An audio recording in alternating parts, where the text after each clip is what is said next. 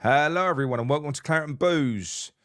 This is your Sunday night Claret and Booze up. We all just watched England breeze past Senegal 3-0.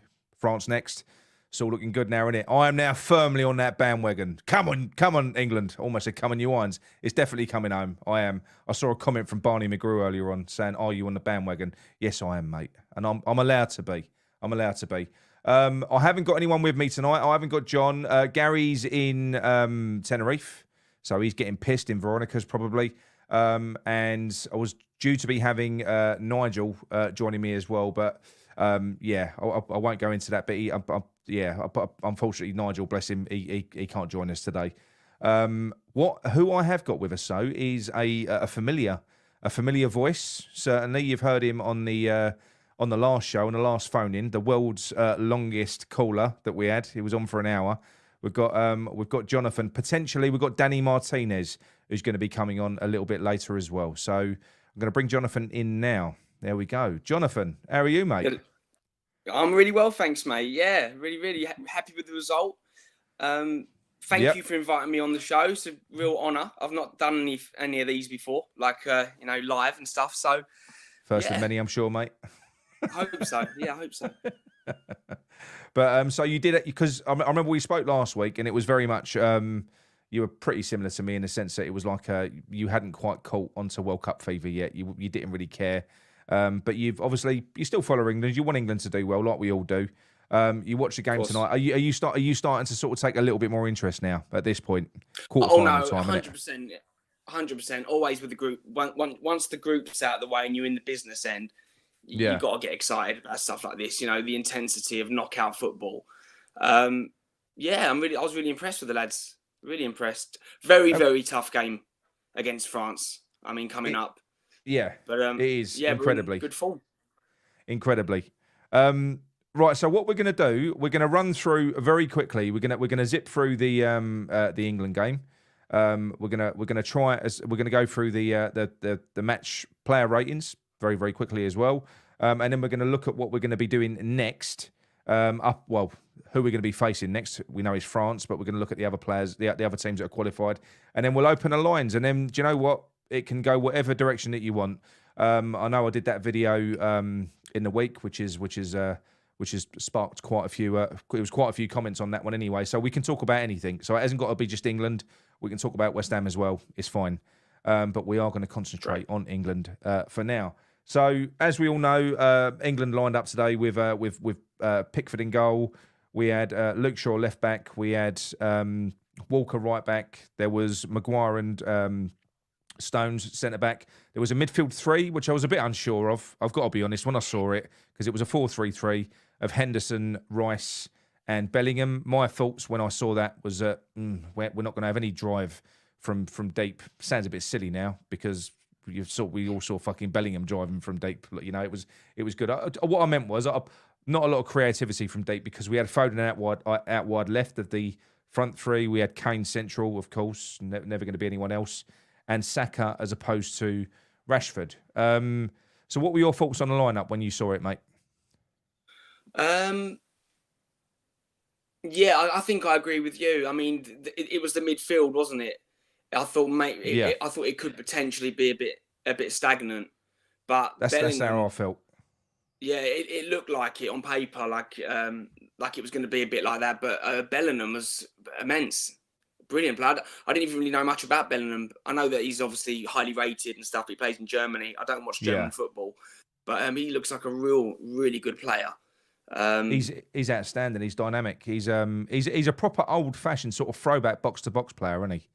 He seems to be able to do the lot. Whereas Rice, to be quite honest, I thought early on when England weren't at their best and Senegal, I think, were probably on top. I think Rice was the best of the three. He was sort of coming out, breaking up play, even getting forward. He was putting crosses in and stuff like that. I think if you looked at Henderson and Bellingham, they seemed to be sort of that midfield three was split. They weren't very compact. Seems to take a little while for them to sort of get into it a little bit. But then, like I say, once Bellingham did get the game by the scruff of the neck, it was a little bit different. I mean, somebody said in the chat there, how much is Bellingham worth? He's a teenager. I don't think he's 18. I think he's 19. Still young. He's 19. He's 19. But God knows God knows how much he's worth because he brings, he's got goals in him as well. You know, he can break up play. He's got boundless energy. He does, like I say, he's an old-fashioned box-to-box player. He's up and down all game. He's got a great pass on him, and he can finish as well. He makes those late runs into the box. You know, yeah, it's like yeah, like when you had Roy Keane. I'm not saying they're the same type of personality, but like Roy Keane and Vieira back in the day used to be like that, didn't they? Yeah. That's right. All That's action. right. All action player. I think Declan Rice could be that player. I do believe that. But whether or not, if he was to say, for instance, if Bellingham is a box to box player, so if Bellingham was to get bought by Man City or Liverpool, he would be utilised in that way. I just think that Declan Rice, you've only got to look at how he's deployed for England because he is such a world class central defensive midfielder. I think that's so how he would be used. Yeah, he's like more like there. The Makaleli kind of thing, isn't he? His reading of the game is so good. His passing's neat and tidy, and he can drive from deep as well. But it's his discipline, isn't it? And his reading of the game. Yeah. Why he's so good. How do they do it, England? So do they have Rice as the DCM and then Bellingham and Henderson box Rice to box? is the anchor. Rice is the anchor. He sits in front of that back four, and that did, as Mandy says here, rightly so. Rice allows Bellingham and Henderson to make runs, and we saw that. We saw that.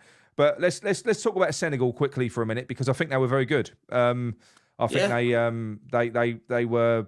I must admit, I've not really watched them because I haven't watched too much of the World Cup. So nor have I. I'd not seen Senegal up to this point, and they were very impressive. They were not what I was expecting. They were they're the best team in Africa, aren't they? I think, is that right? They were neat and they were neat and tidy, mate. They were passing the ball about. They've got pace to burn. We all know about Ismail Sarr. We've seen him.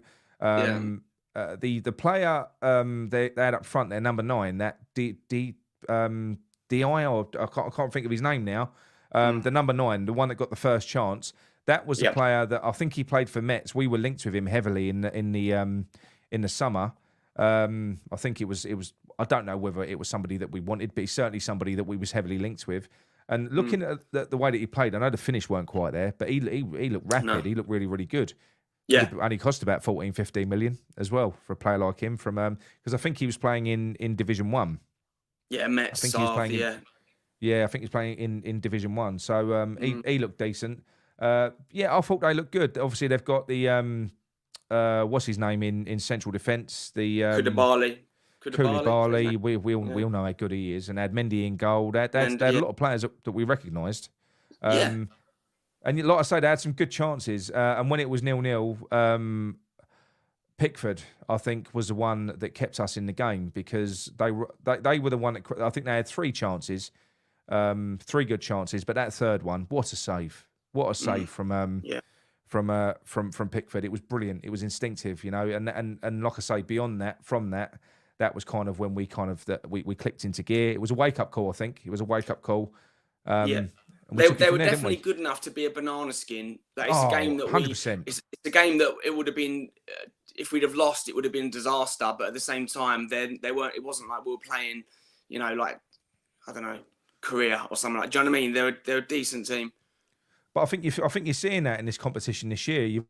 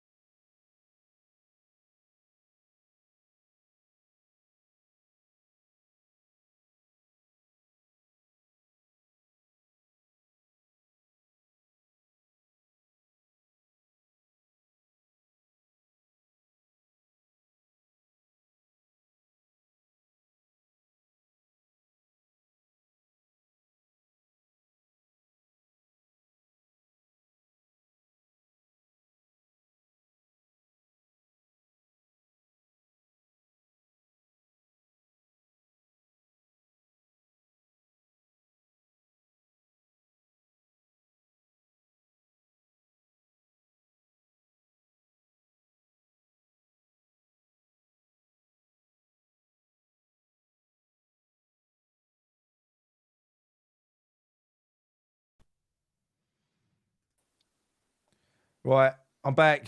I'm back. Jonathan, sorry, mate. Can you hear me? It's all right, Fuck's sake. mate. Can't believe that. Yeah, basically what Yeah, I happened can there, hear you. Can you hear me? Can you hear yeah, I don't me? know how well this is going to go. I can hear you. I'm on 5G, so me house Wi-Fi is just gone. So I've Shit. rebooted the PC and I'm using mine as well, to be fair. Hey? 5G, Yeah, and sometimes that's better than Wi-Fi. hopefully. But yeah, so look, we're back anyway. Yes. So look, where was we? Where was we? So we was talking about So we was talking about Senegal and some of these smaller nations, and like I say, in terms of football nations, they're all causing a bit of a shock. If you look at Japan, they did Spain, they did Germany, and that was definitely they're all banana skins, all of them. You know, if you're not on your game, and maybe that's why, like I say, in retrospect now. Maybe Southgate was right to be a little bit more solid and a little bit more patient. He knows that he's got the players that he's got on the bench that he can bring on if he needs to, and it just went to plan. So I think the first goal was tremendous. You know, it was Bellingham, wasn't it? You know, Bellingham through to Henderson, great finish. That was a really good goal. Really good goal, and then that second goal, you know, that driving run from Bellingham knocks it into Foden.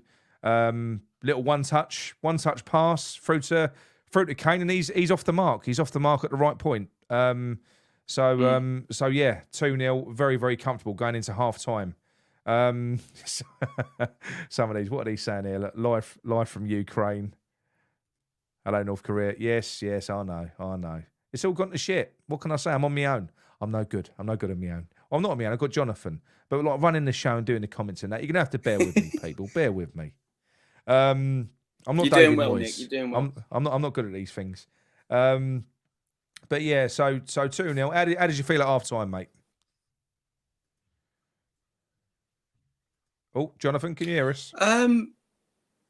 Happy, confident. I thought, yeah, good professional performance. I can hear you. Can you hear me? Yes, mate, yes. Are you cutting off again, Nick?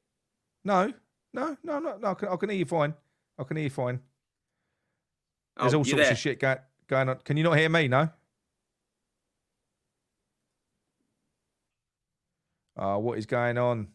This is a fucking disaster. Okay, I'll talk to you. Your face ain't moving, but it doesn't matter. If you can hear me, we'll just carry your talk. I can hear you. Yeah, so I thought I was happy at half time, confident, good professional job. Oh, you gone? No. It's me. No. I'm the lucky charm, aren't I? You're a lucky charm. I don't know what's going on here. It's I'll tell you what we will do. Hang on 1 minute.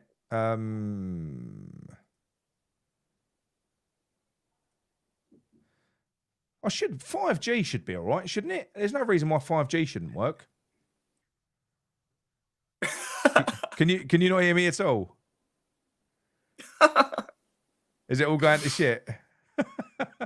It should be. I'm on mine. I'm using my 5G. Can you see me all right now? I can hear you. You can. Is there video as well? Yeah, I mean a little bit. I can see you, but your face ain't moving. But it doesn't matter. If you can hear me, we can carry on talking. Let me look. I'm gonna try and switch over to see if I can switch over to Wi-Fi again. Give us a minute because this is pissing me off. I know. Hang on 1 minute. Oh, you're back now, by the way. You're back. Hang on.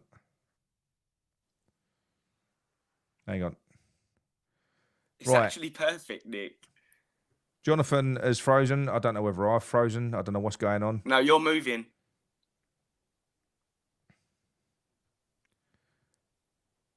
Okay, can you hear me now? Yes. Okay, that's good. Right, let's see what happens. Oh, cool. Fuck me.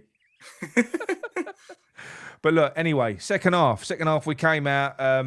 Like I say, we're not going to go too much into the substitutions. I thought it was pretty much business as usual. Second half, I think we was well in control. I don't think that was ever going to really. I think we broke their hearts before half time. Southgate made the changes that he made. Yeah, that second goal.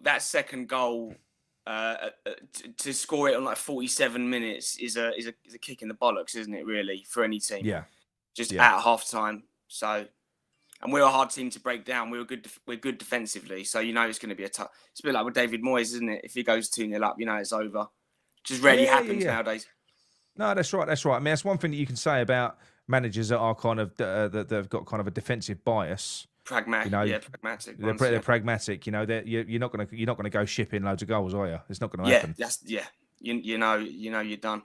You know, you're done. But I'll tell you what, rather than running through and doing all the player ratings, because there's going to be no camels in this. If you could pick out, two or three players, who would your star players be? Um, I thought. I mean, there's the obvious ones. Bellingham had a really good game. You know, I think he Yeah, was man of the match deservedly. He was he was all over the place. yeah, Really, really, in a good way. In a good way. I thought he was really good. I thought that Foden was excellent as well. Like his yeah. distribution, fantastic. I think he got 3 assists, maybe 2 or 3 assists he got today. He was brilliant, No, wasn't not 3. He couldn't have got 3. He got 2. Kane did well. he? Yeah, I thought Kane did well, and I thought Luke Shaw was quite good as well at left back. I thought he got forward well. yeah. Yeah, good, pretty decent crossing. Yeah, I'll say those are probably my the standout players. Henderson did quite well as well, actually. To be fair to him. Yeah, I thought Henderson played well. I think Rice played well. There wasn't really any bad performances there. I don't think. I Yeah, was yeah. I was like Hammer's dad there. Uh, not that one. Hammer's dad. Kane was good.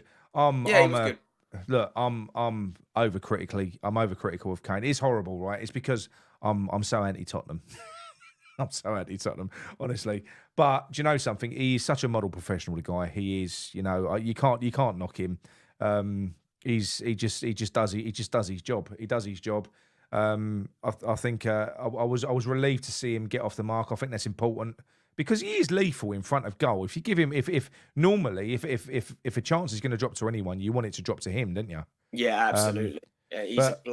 Yeah, he's clinical as hell, isn't he, Kane? He is. Do you know what he reminds me of? I know he's a different player, not the same player, but the attitude and the way he is, a bit like the striker version of Lampard.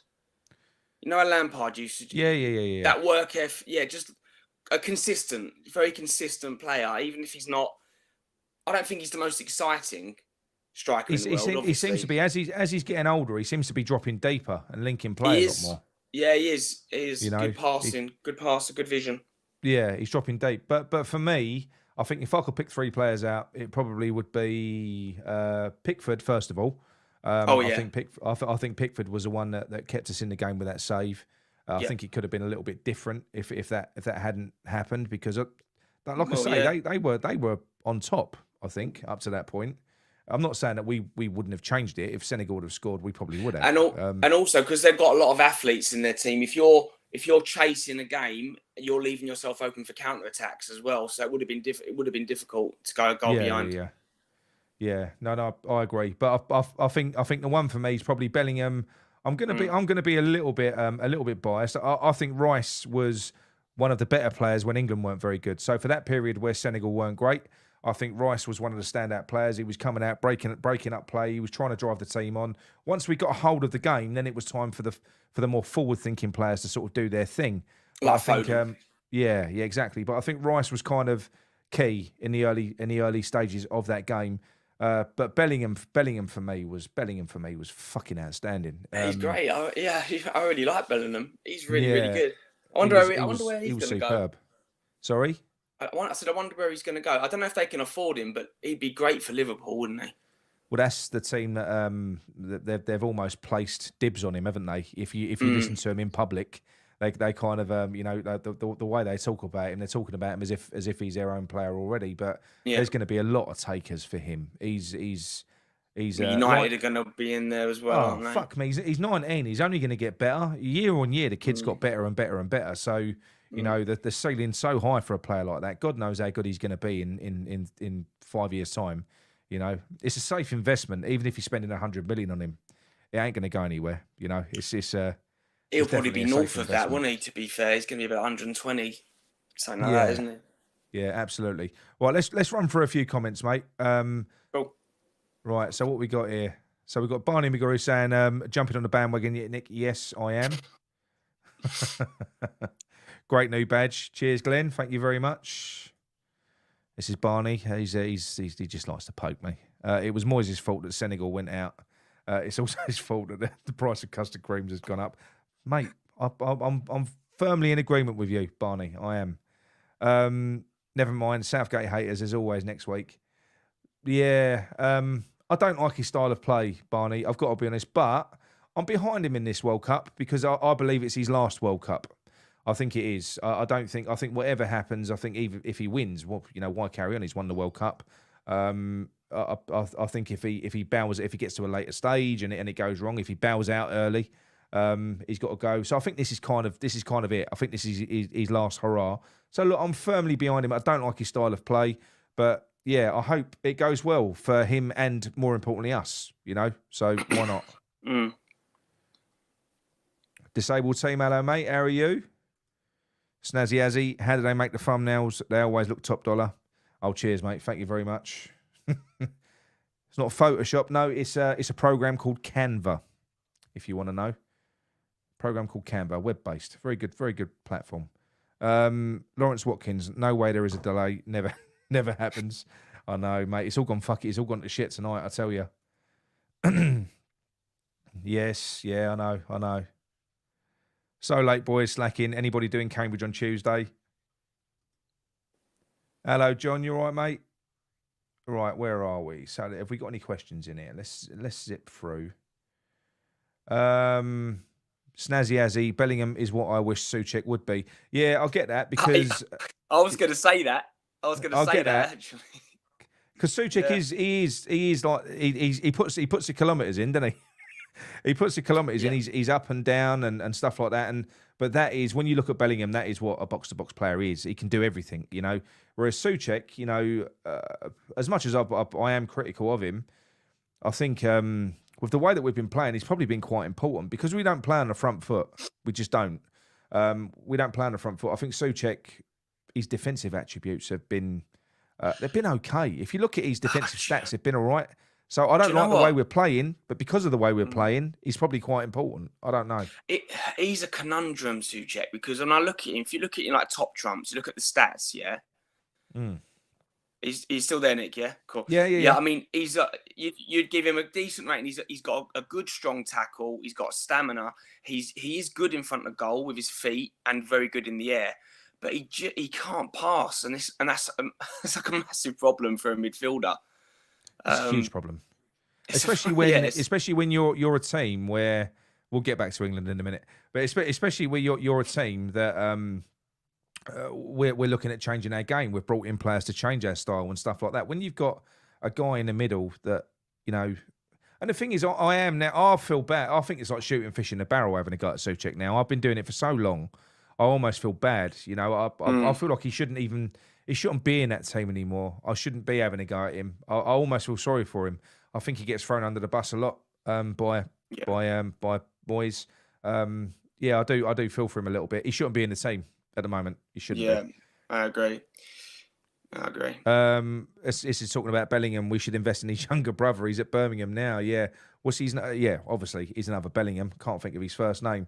But this kid is tipped to be even more talented than he's. I think he's really. Yeah. He's coming through. So a very, very talented family. What's this? Lawrence Watkins, Senegal's worst match of the cup. So okay, fair enough. So they underperformed. But then again, it's like anything. I think you can say they've underperformed, but I don't think we probably allowed them to play the way that we set up. With that midfield three, that's going to be hard to penetrate, isn't it? It's going to be difficult, and that's obviously the way that we did it. So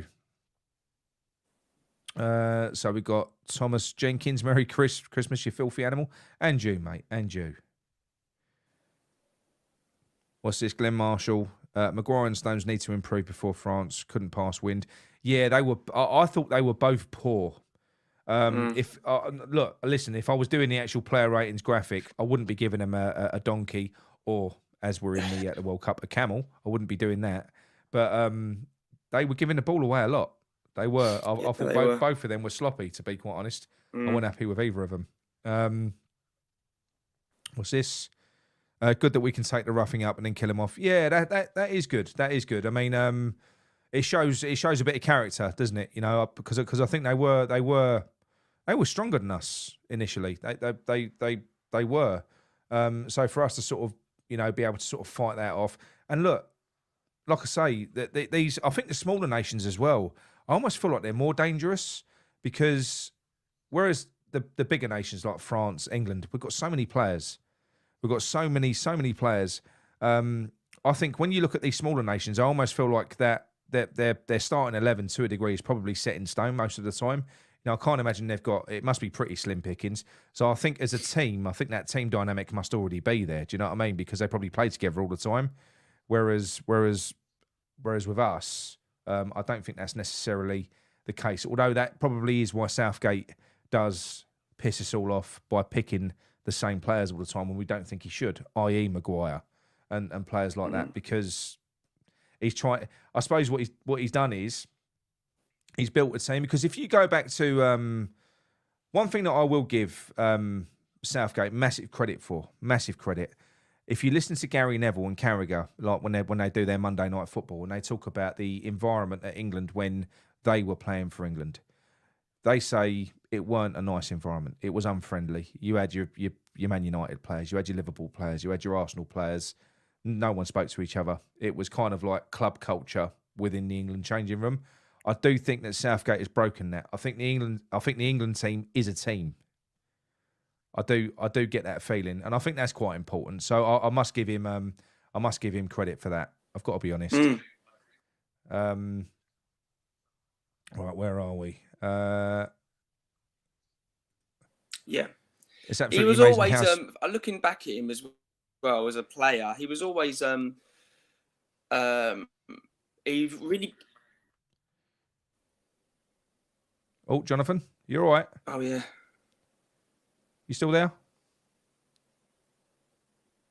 Can you hear me, Jonathan? I'm here. Yeah, I was just going to say about Southgate as a player.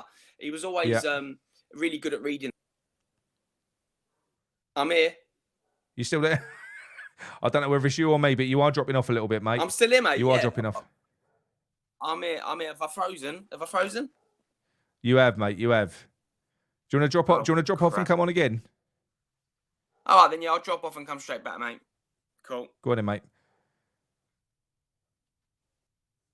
Right. So, what we got? So, Barney McGrew says Henderson man of the match. Hammer's dad. His shot was like Skamaki used to be. Glenn Marshall. Kane will be playing like an old sweeper the older he gets. He's getting deeper and deeper, isn't he? He is. But do you know what he did? I'm glad he scored. I am glad that he scored. I think it's going to be useful for us. We do need him firing, 100%. So disabled team. How do you rate our chances against France? I think we've got a chance. I think we've got a brilliant chance against them. When you watched Mbappe earlier on, yeah, he's scary, isn't he? Probably similar to the way that Messi drove Argentina forward the other day. I don't know if you'll watch that game. That was incredibly impressive. And Mbappe did the same for France. So I'm not saying that France are a one man team. Something that we're certainly not. We're not a one man team. You know, I don't think we've got anyone that sort of does that for us. I think there's more about England than that. So, what's this one? So you've got Will Doyle. Our left and right backs can't defend or cross ball to save their lives.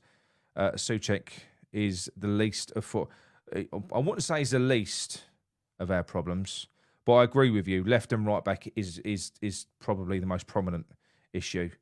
But I do think that having a player that can't pass in the middle of the park, it's a little bit debilitating, really. I know he's great from a defense. You can't knock his defensive stats. Of course you can't. But when you win the ball back, what do you do then? Yeah, I think it's important that he does that.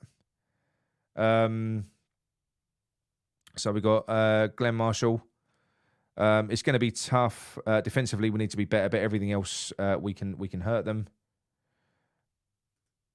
So Will Doyle, France along with Brazil are favourites. Well, yeah, that's exactly it. So if we can beat Brazil, if we can beat France, Jonathan's back. Hello, mate. You all right? Yeah, good. He's back. Hello, mate. Yeah, so I was just going through the comments. So Will Dawes says France along with Brazil are favourites, which they are, which means that, do you know what? We've almost got a bit of a cup final coming up in the quarter final. And if we can if we can get past France, is it Saturday next week? Yes, I think so. Yeah, so if we can get past France, then do you know what? Then we can win the tournament, as far as I'm concerned. We can win it. Yeah, and we need to. We keep failing in these kinds of games, to be fair. I mean, in the last couple of tournaments, I think, and again, I could be wrong. It's off of memory. I think the only really tough game or on paper that we had was Germany, who weren't the same Germany anyway. But we beat Germany, didn't we, in the last one? But every time we've every time we've come across a blue chip nation, we have fallen short. So this is a huge game. We've struggled. Yeah, and even Croatia, who aren't blue chip, we lost to them, didn't we? Which is ridiculous. So we really need to. This has gone the opposite way, this tournament. If you look at the past two where that Southgate's had, I think he's had very favourable routes through to the latter stages. Yes, he has. This is different. So I know we've had, but Senegal, if you look at some of the comments in the chat, Senegal were no pushovers. We kind of, and we saw that early on. They were a good team. You know, they could have easily nicked a goal or two against us early on. But moving forwards, there are going to be no easy games. That's it. That is it now. So I mean, what a way to win the World Cup if you're going to win it. To beat France, to beat then either Spain or Portugal. Because you've got to anticipate that it's going to be those two in the next round. Well, look at Euro '96. That was a great tournament because I remember we beat some good teams on the way, didn't we? Beat Holland, we beat Spain, didn't we? I think to get to that final, we played good football. So that's what made it more special. Obviously, we fell short against Germany, but we deserved to win that as well, really. Yeah, no, we did, absolutely. So what we got here? So will Southgate go a back five against France, setting up with Trippier and Walker to stop? Where is Trippier? What's happened to Trippier? Is he injured? I'm not sure. I think he uses Walker when we're going up against people with pace.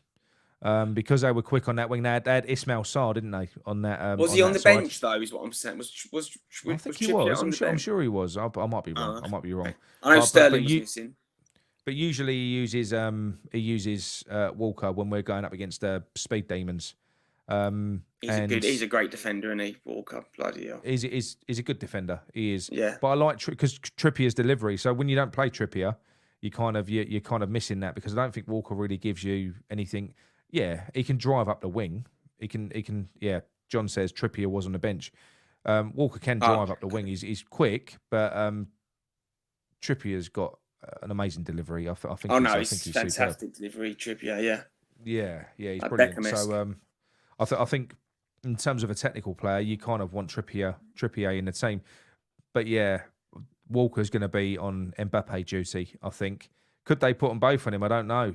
But the thing is, it's not just him. You've got who's the player they play? It's one of the many Dembélés that there are in the world. They've got one of the is it Ousmane Dembélé that they play on the right wing? They've got so many good players. They've got so many. The Barcelona one, and he's fucking quick and all. So it ain't like they've only got one threat. That's the issue with them. They're Mbappe is their star. He's far and away their star player. But the one I'm worried about with Mbappe, he hasn't had a bad tournament or anything like that. But Harry Maguire against he's been good. He's been good though. We've had this tournament. I was dreading it. I was one of the complainants, if you like, coming into the tournament because he has no right to have been selected for England with how he's performed at club level. He's got no right to even be there.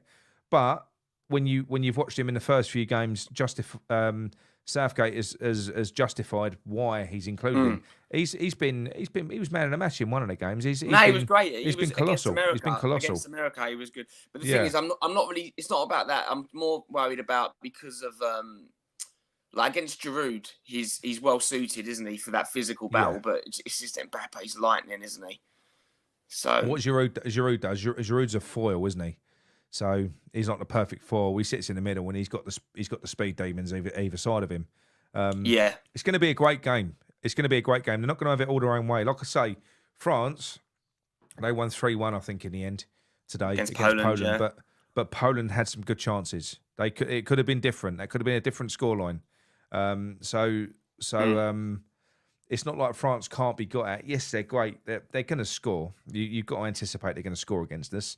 But fuck me, look at the attacking talent that we've got. Yeah. I think we've got an embarrassment of riches, really. But yeah, well, Grealish can't get in the team, can he? So yeah, we've got a good squad. Why is that? What do you think is going on with Grealish there? Because I've got to be honest with you, I like Grealish as a player. You know, if I had him at my disposal, I would use him a lot. I do think he kind of maybe holds onto the ball a little bit. What's this? We've got it's one of your mates has just donated. Looking good, John, mate. Quinn 40.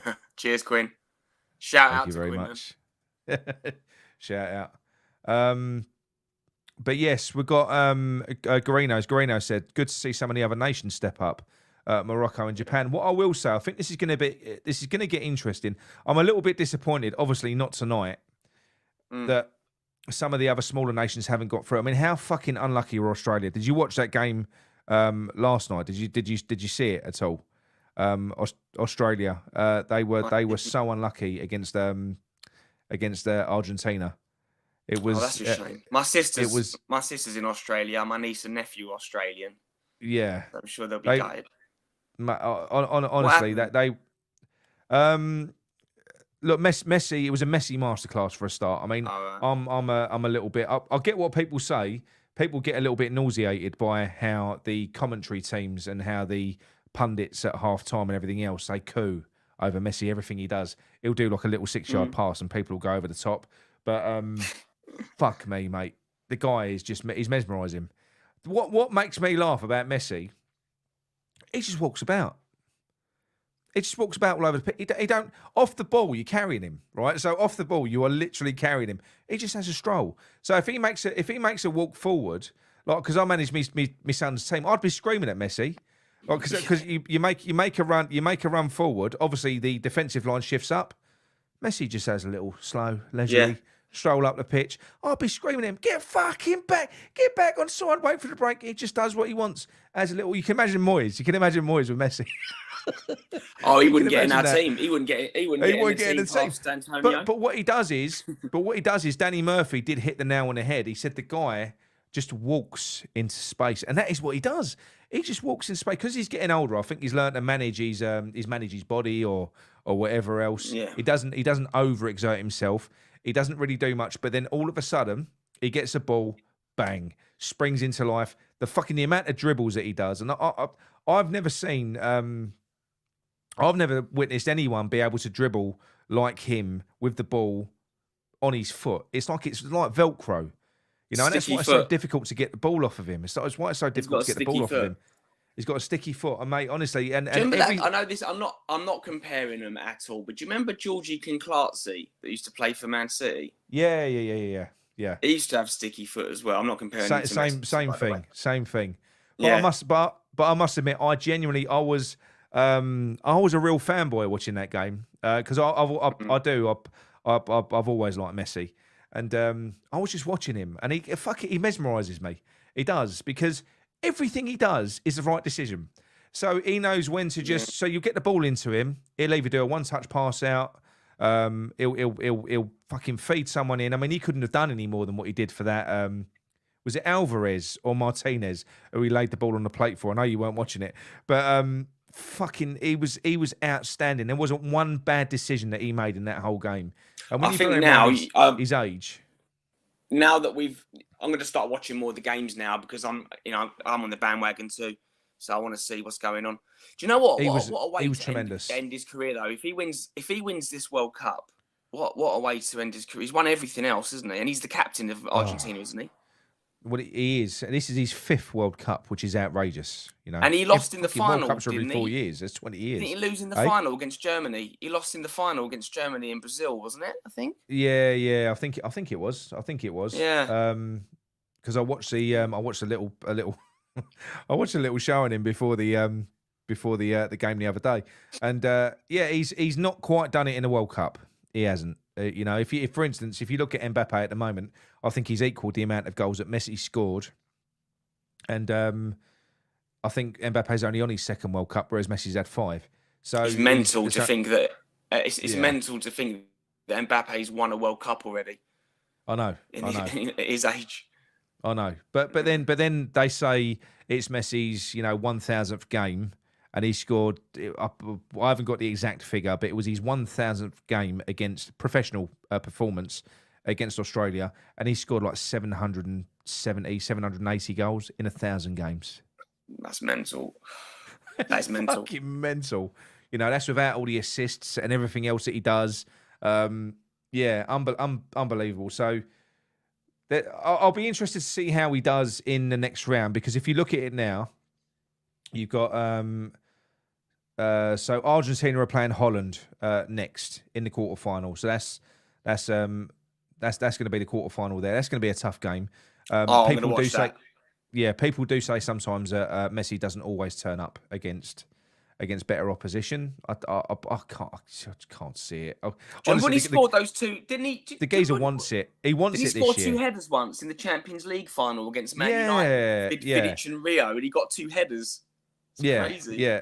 He wants it this year, because I think if you go back to the '86 World Cup with Maradona, it's universally felt that Maradona won that World Cup on his own, and I think Messi does want to kind of do that. But if on that side of the group, the last 16 games now, you got Japan versus Croatia, which is an interesting game.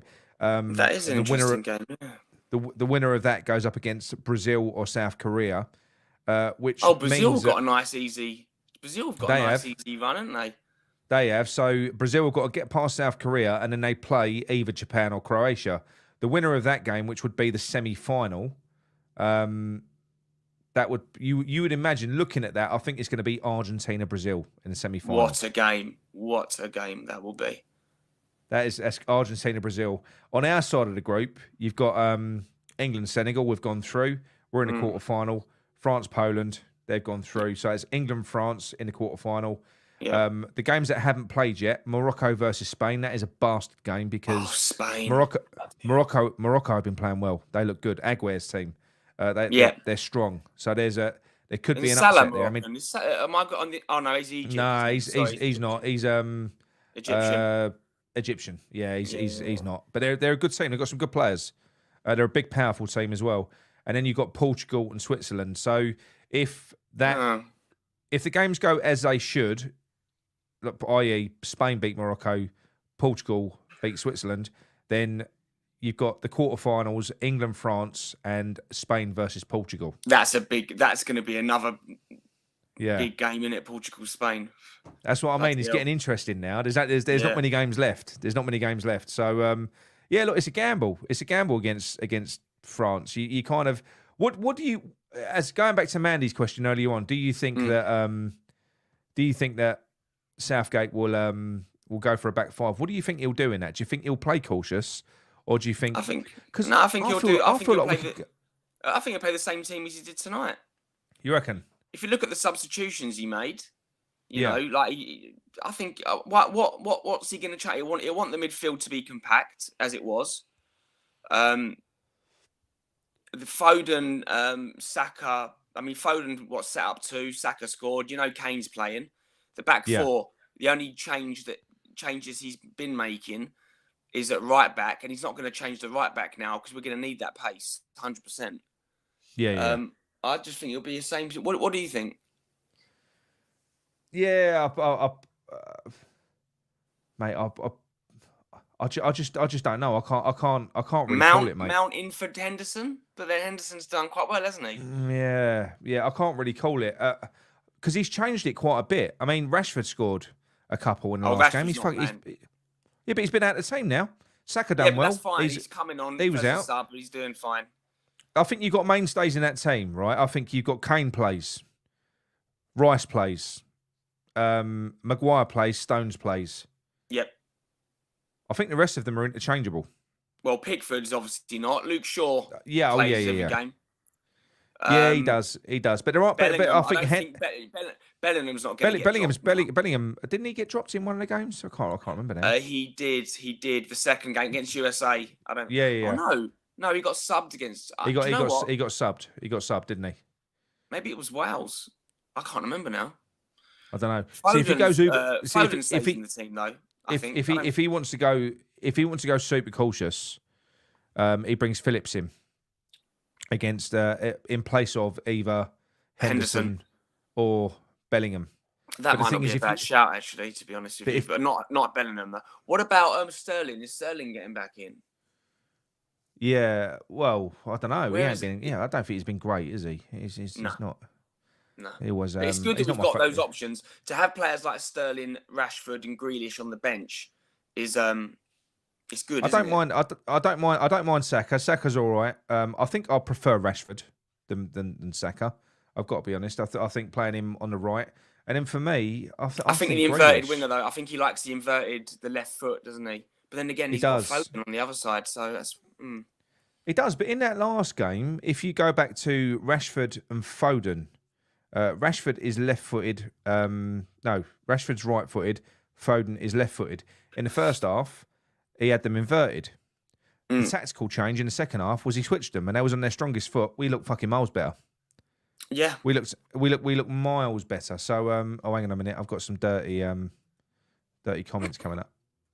Users, yeah. Right, so Garino says lots of potential derbies in the semis. Yeah, there are. There's some massive games there. Games. Yeah.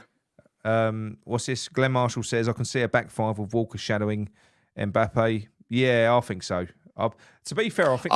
Yes. He can put Walker in. He can put Walker as the right centre back, can't he? Like the Creswell thing that we do, and then he'll put Trippier back on the right back or wing back. It's like what we did with when we played Aston Villa with Grealish. Do you remember when we doubled up with Fredericks and Soufal? Then if he wants to do that, he could go really. He could have the back five, and he could have Rice next to Phillips. Sterling's gone home because his house got burgled. Who? It can't just be because his house got burgled, surely. Yeah, it is. His personal problems. Yeah. Well, unless someone was hurt or something, but fuck me, what you don't know. Maybe, do you know what? Maybe his head's got. I don't know. It's weird. Yeah, a bit of a strange one. But look, anyway, I'll tell you what I'll do. I'll put the number up. So if anybody does want to phone him, 1 minute, let me connect the phone first, and we can talk about anything at this point. Jonathan's frozen. I don't know whether that's me or whether that's Jonathan. I don't know. This is a fucking disaster tonight. I'm here. Hang on 1 minute. I'm here. You're still there? You're still there? 1 minute. I'm here. Okay, that is connected, so I'll mute that. 1 minute. Let me put the phone number up. We're going to get some calls. So, if anybody does want to call up, like I say, we've got. Let's run through some talking points before I put the phone number up. Okay, so we've got England tonight. You know, obviously, how far do you think we're going to go in this competition? We've got the video that I did earlier in the week, which covered kind of the last 2 weeks. So you've got the West Ham takeover, potential takeover, which is said to be in April 2023 when the embarrassment clause kind of runs out. You know, they're free to sell it at that point, and it's rumoured that there are buyers lined up. I'm assuming you've seen those videos. We've got, obviously, David Moyes. What are they going to be doing with him? The Scamacca rumour about Scamacca going back to Italy with Napoli, and the Declan Rice interview. It divides opinion. I felt dirty doing that video the other day because I fucking love Declan Rice. I love him. I really do. But like I said to Jonathan before the game, there's very few players. Like Payet was probably one of them in that sense. When you love someone, there's a thin line between love and hate, and they have to realise that, and they can actually hurt you. These players, and I think it was so sloppy for him to do what he did. This is my opinion. For him, and I'm still of the opinion that I fucking reeled off the other day. He could have batted away that question. It was an England press conference. He didn't have to answer anything to do with club football there, but he took the opportunity. Yes, people are going to turn around and say, oh, but look, every player is going to want to play in the Champions League and this, that, the other, and blah, blah, blah. My opinion is he's not just our team captain. He is our club captain. He's everything to West Ham. He's got responsibility off the pitch as well as on the pitch. And I don't think that helps anyone. Morale's not great at the moment. I will never question Declan Rice's commitment on the pitch to the calls. I was, for instance, on the game against Leicester when we lost. Declan Rice put in a magnificent performance, and I was full of praise for him. Where I said, because he was fucking brilliant, and he was heartbroken that we didn't win that game, and he put in everything in that game. And I said, well, look, no one can question his commitment, because obviously, if all he cared about was England and himself, he wouldn't have put his body on the line like he did in that game, because he wouldn't want to miss out on the World Cup. But then he goes and does stuff like that, and it's not the first time. And like I said, he didn't say anything that we didn't know. He didn't say anything that we didn't know. We know he's going to go, but fucking hell, he ain't got to say it. We know, everyone knows he's going to go in the World Cup in the summer. Do I blame him? No, I don't blame him. Do I blame Skamaka if the unthinkable happens and he gets sold 4 or 5 months after we've bought him, and there's an opportunity there for him and he wants that move like he's rumoured? Do I blame him for wanting to go? No. I think that we're kind of, as a club, we're fucked up a little bit in the last year. We was on the cusp of something special in October last year. We was in the top 4. We got a few injuries. We flew off the rails. We had an opportunity in January to go out and invest, whether that was Moyes, whether that was a board, whoever it was a fuck up, because all we needed to do in that second part of that league season, not the European season, was put any type of run together. And then we would have not been in the top, we would have been possibly in the top 4, definitely in the top 6. Like I said, I'm repeating what I've said in earlier videos, but I'm just giving us talking points. To put that in perspective, in the last 7 games of last season, we beat one team, and that was Norwich, who had already been relegated. All we needed was a couple of wins, a little run. We needed some players. We didn't. We sat on our hands. Now, at the moment, we've got to think, well, David Moyes, we're in a situation now where David Moyes apparently has been given 3 games, 3 games to save his job. Which now the likelihood of David Moyes getting anything out of these games, when you look at the 3 games that we've just fucked up, it's very slight. It's very slight. So I think they're going to look. I think, Jonathan, that the board are going to look idiotic if David Moyes loses against Arsenal. We lose at home to Brentford, and then they sack him. They're going to look fucking stupid, because they're going to look stupid anyway, because they've had the perfect opportunity here in this World Cup break to get a manager in, get them involved in that team, let them kind of put a plan in place. And I think they've had the perfect opportunity to do it, and they haven't done it. So to sacrifice that for 2 games that really, when you look at the games that we've just lost, the 3 games that we've just lost at home.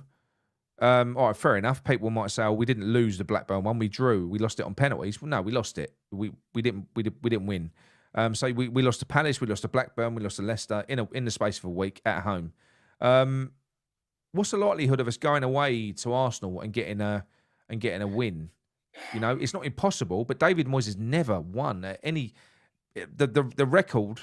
Right, the record that he's got there is shocking. He's never won away at any club that he's managed at any of the Sky Sports typical top 6 teams. He's never done it. So the likelihood of us doing that, yes, I know Gabriel Jesus is injured now. He's out. I tweeted that the other day. But then somebody else said, well, they've got Nketiah as well. He's a decent player. They've got players. Arsenal have got players. They're probably going to be okay. And then you got Brentford. All we can hope for against Brentford is that Ivan Toney gets done for his fucking betting scandal. He's a great player, isn't he? That Ivan Toney. He's not a great player. He's a good player. He's a good player, isn't he? He's a good player. So look, anyone that wants to phone in, if you want to talk about England, if you want to talk about West Ham, phone in. We're going to carry on talking. We'll go through the comments as well. And if there's no calls, obviously we'll close it. But obviously we're open the lines for you guys now. So. The lines are open, so let us know if you want to chat. What about yourself, Jonathan? Is there anything in particular that you want to talk about in relation to West Ham at the minute? I know what for instance about that. I know you said you didn't see the Declan Rice interview, but look, I suppose base it on what I've just said. Like I said, what happened was it was an England press conference. Declan Rice was answering a load of questions that were England related, and then right at the end of that press conference, some absolute prick of a journalist pops up and says, Fucking disrespectful. "Yeah, Dec, don't you want to go and play? Like club level? Don't you want to go and play and sort of compete for all the big trophies and this, that, the other?" Now that could have easily been batted away. He could have batted that away and gone, "Yeah, do you know what? I don't need to talk about that now. I'm focusing on England, blah, blah, blah." That's what he could have done.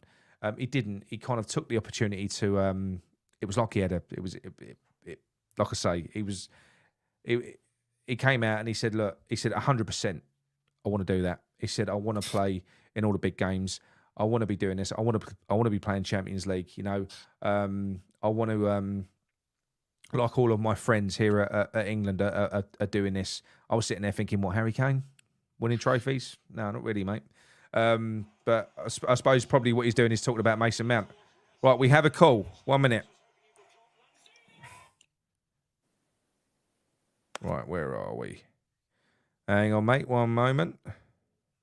Oh, no, he's gone again. Let's phone him back. 1 minute.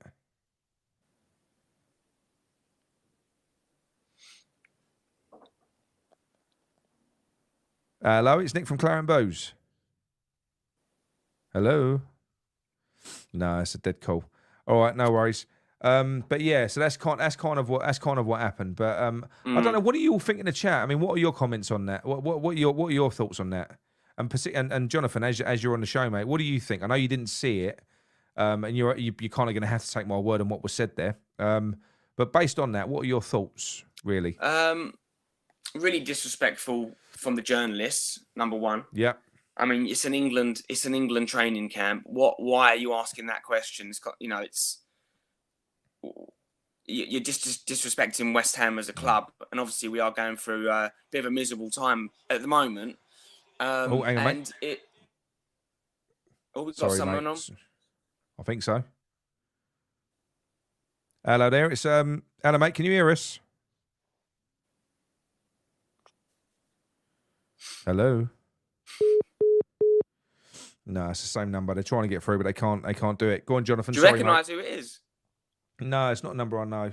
That's a new one. Yeah, no, look, ideally, it would have been better if Declan had just said, I'm here focusing on England. I'm a West Ham fan. I'm a West Ham player. I'm the captain. I just want to, we've had a tough start to the season. I just want to focus on turning that around. That's all we needed to say. We know that he's gonna. We know what he's like. Look, at the end of the day, he played for Ireland. I think under 21 many times. I think he captained them, right? And obviously he changed to England. So we know that. I'm not saying that was a bad thing. I'm saying that he wants to get morally, it's a bad thing, isn't it? What, the Ireland thing? Yes, it is. I think if he's got Irish family, and he is of Irish descent, and he's got Irish and English, and you represent Ireland from a young age, why would you do that? Personally, I don't think you would. I get it. No, I do. I get it. But I do get it. But the thing is, he's a Londoner, and he's English as well. He's English with Irish in him. And he's obviously he's playing first team for England, and he's about to play France in the quarterfinal. So I do understand what you're saying, though, like morally, but he's a short career, isn't it? He'll be done with it. It's a very short career, and he just wants to get the most out of it. Yeah, but then you say get the most out of it. What I would say. I don't blame but him. But I do. For instance, I mean, do you know what I don't get? If you look at people use Jack Grealish as a reference point. Now, I'm not putting Jack Grealish in Declan Rice's scenario because Jack Grealish is an Aston Villa boy. He's stuck with them. He went down. He got them promoted. He did all that. I think Jack Grealish earned his move. What was he? 26, 27 when he moved. He'd been with Is he that old? Yeah. He'd been with him a massive chunk of his career, Grealish. I'm sure he is. He's been with him. He's been with him for a long, long time, and he got his move. But look? I know he's gone and got himself. He's gone and got himself a Premier League medal, and he's done this and he's done that. But when you look at the part that he played in earning that medal, when he's come from Aston Villa, where he is a talisman, He's the main man. Everything goes through Jack Grealish. And then all of a sudden you go to Man City, you're a bit part player. You're coming on, you're getting 10, 15 minutes. You're getting cup games, you're getting this, you're getting that. You're not... I know you... Yes, fair enough. You've got something in your trophy cabinet. But if you're not integral to that, I don't see how... Like Phillips for Leeds. Are you telling me that Phillips can honestly think, hand on heart, that he did the right thing leaving Leeds to go to Man City? How many minutes has he played this year? And there's no guarantees that Declan Rice goes to somewhere like Man City. As good as we know that he is, there are good players out there. You look at you look at Casemiro for Man United. You look at Rodri that Man City have got. I agree with that. But there are good players out there. Do you know what I mean? I agree. But if he goes to like Chelsea, Liverpool, United, I know United are not even Champions League at the moment, Arsenal. If he goes to one of those teams, he will play and he will be in the Champions League. Do you know what I mean? Man City's different. Man City's different. Man City really is. You've got to be world class to be in their first team. I know, but do you know what I'm trying to say though? What would you, if you're a footballer? Look, it's very difficult for us to put ourselves in Declan Rice's position because we're not Declan Rice. You know, he's got to have a very elite mentality to get to the elite level that he's got, and that's what you said. You know, he made that hard decision to go from Ireland to England because he's aggressively ambitious. And it's worked out for him. You can't say it's not worked out for him. And mate, he stayed with us as well. Because don't get me wrong, right? I think everything that he's done, I think we've convinced him to stay to a degree by saying that we can almost allow him to develop in our team. Like we've allowed him to change his position and expand his game. We've sacrificed other players within that team. There's a lot of people out there that will say Souček has suffered as a result of that. I'm not one of them, but I can see what they're saying. They're saying when Souček and Rice first came in, Souček was the CDM that sat in front of that back four. He literally just kept everything safe. Souček could bombard forward, and he's that threat inside the gives us that threat, that late run into the box. That changed. All of a sudden, they've got to do a shared position. They're taking turns. Yeah, they're taking turns, and we're allowing Rice to develop. And my argument the other day was Declan Rice. If Declan Rice goes to Man City, he's probably as good as he is for us when he gets the ball and we love it and he runs forward. He surges forward. If he does that for the likes of Man City, he's going to have players like fucking Gundogan and De Bruyne looking at him going, "What are you doing? What are you doing? Get back. Get back there. This is not your job. Your job is to sit in front of that back four." And I do think that's the difference. I don't think he'll have the same freedom. No. But it all depends what they want. If what they want is just a shiny medal that they can show their grandkids to say I've won a Premier League, this, that, the other. I don't know. I don't know what I would prefer. I know what you mean, but he's got to back himself, hasn't he? He's got to back himself. He's you know. I'm telling you now, right? Declan Rice. You put yourself in Declan Rice's position. If Declan Rice all of a sudden turns around and signs that contract, he's already worships at West Ham. If he turns around, signs that contract, and says, "You know what? I believe in what West Ham are doing. I'm the captain of the club. I love the fans. They've been great to me. I'm staying at West Ham." He will never be loved anywhere in world football like he will be loved and adored at West Ham. He will go down as a fucking legend. He will never get that nowhere else, mate. Ever. No, he won't get it. I agree with you. But the thing is, right, if we'd signed, like, say we bought all these players in, if things had clicked this year and we were top of our group in the Europa League, whatever it is, right, and we were in the top 6, 7 now, doing really well, and Schumacher was scoring and Paqueta was assisting and things were going well, I reckon his answer might have been more to our taste. It might have been like, well, I'm excited, I'm having a good season, I'm focusing on West Ham at the moment. But I think, so it's such a shame how things have gone this year so far, isn't it? It was never going to go right though, mate, because I know we've got different opinions on Moyes, but for me personally, I'm not saying that I'm a fucking an authority on football. I'm not, but I personally could never see it working with David Moyes. I think that these managers are specialists. I think David Moyes is a superb manager. I think Pep Guardiola is a superb manager, but I think they're good at what they do. I do. Yeah. I don't think that Pep can turn into Moyes. I don't think Moyes can turn into Pep. They can't just change styles. And it was very clear that the mandate, because David Moyes even came out and gave a press statement before the in the transfer window, and he said, we've got to accept that the way that we were playing before has been sussed out. The counter attack, the threat from set pieces. We've got to try and change our game to a more expansive passing game. So that was what we've done. We've gone out and we've identified players that can facilitate that, but we don't have a manager that can facilitate that. We don't, and it does all come from the training ground. It literally does. The margins are so thin in Premier League football that everything that you're drilled on the training ground, it translates on that training pitch. You can't just sprinkle a load of players into a team that played a certain way elsewhere and expect it to transform the way that you play. You've got to be. You've got to have that. That team on the pitch is a reflection of the manager. And unfortunately, I'm not saying that David Moyes is shit, because he's not. He's good at what he does. But I don't think that he can do I know he can't do what we need him to do. And that is why I think it was bonkers, really. Do you know what's irritating a little bit? I'm not a Moyes out, as I've said. I've got a lot of respect for Moyes. I think he's a very, very good manager. I'm a little bit... Like you said earlier, if we lose those next 3 games, and again, people may not agree with me on this one, because I actually think, do you know what? It's more likely we lose them than win them. But it is. We could have got Ralph Hussenthal. We could have just gone and got him. He's available immediately. Wouldn't have cost us a penny. I mean, obviously you got to pay his contract, but it wouldn't have been like. I don't know. I just think like someone like that. Maybe people don't agree with him, but just someone who's a bit more expansive. We've got the players for that now, haven't we?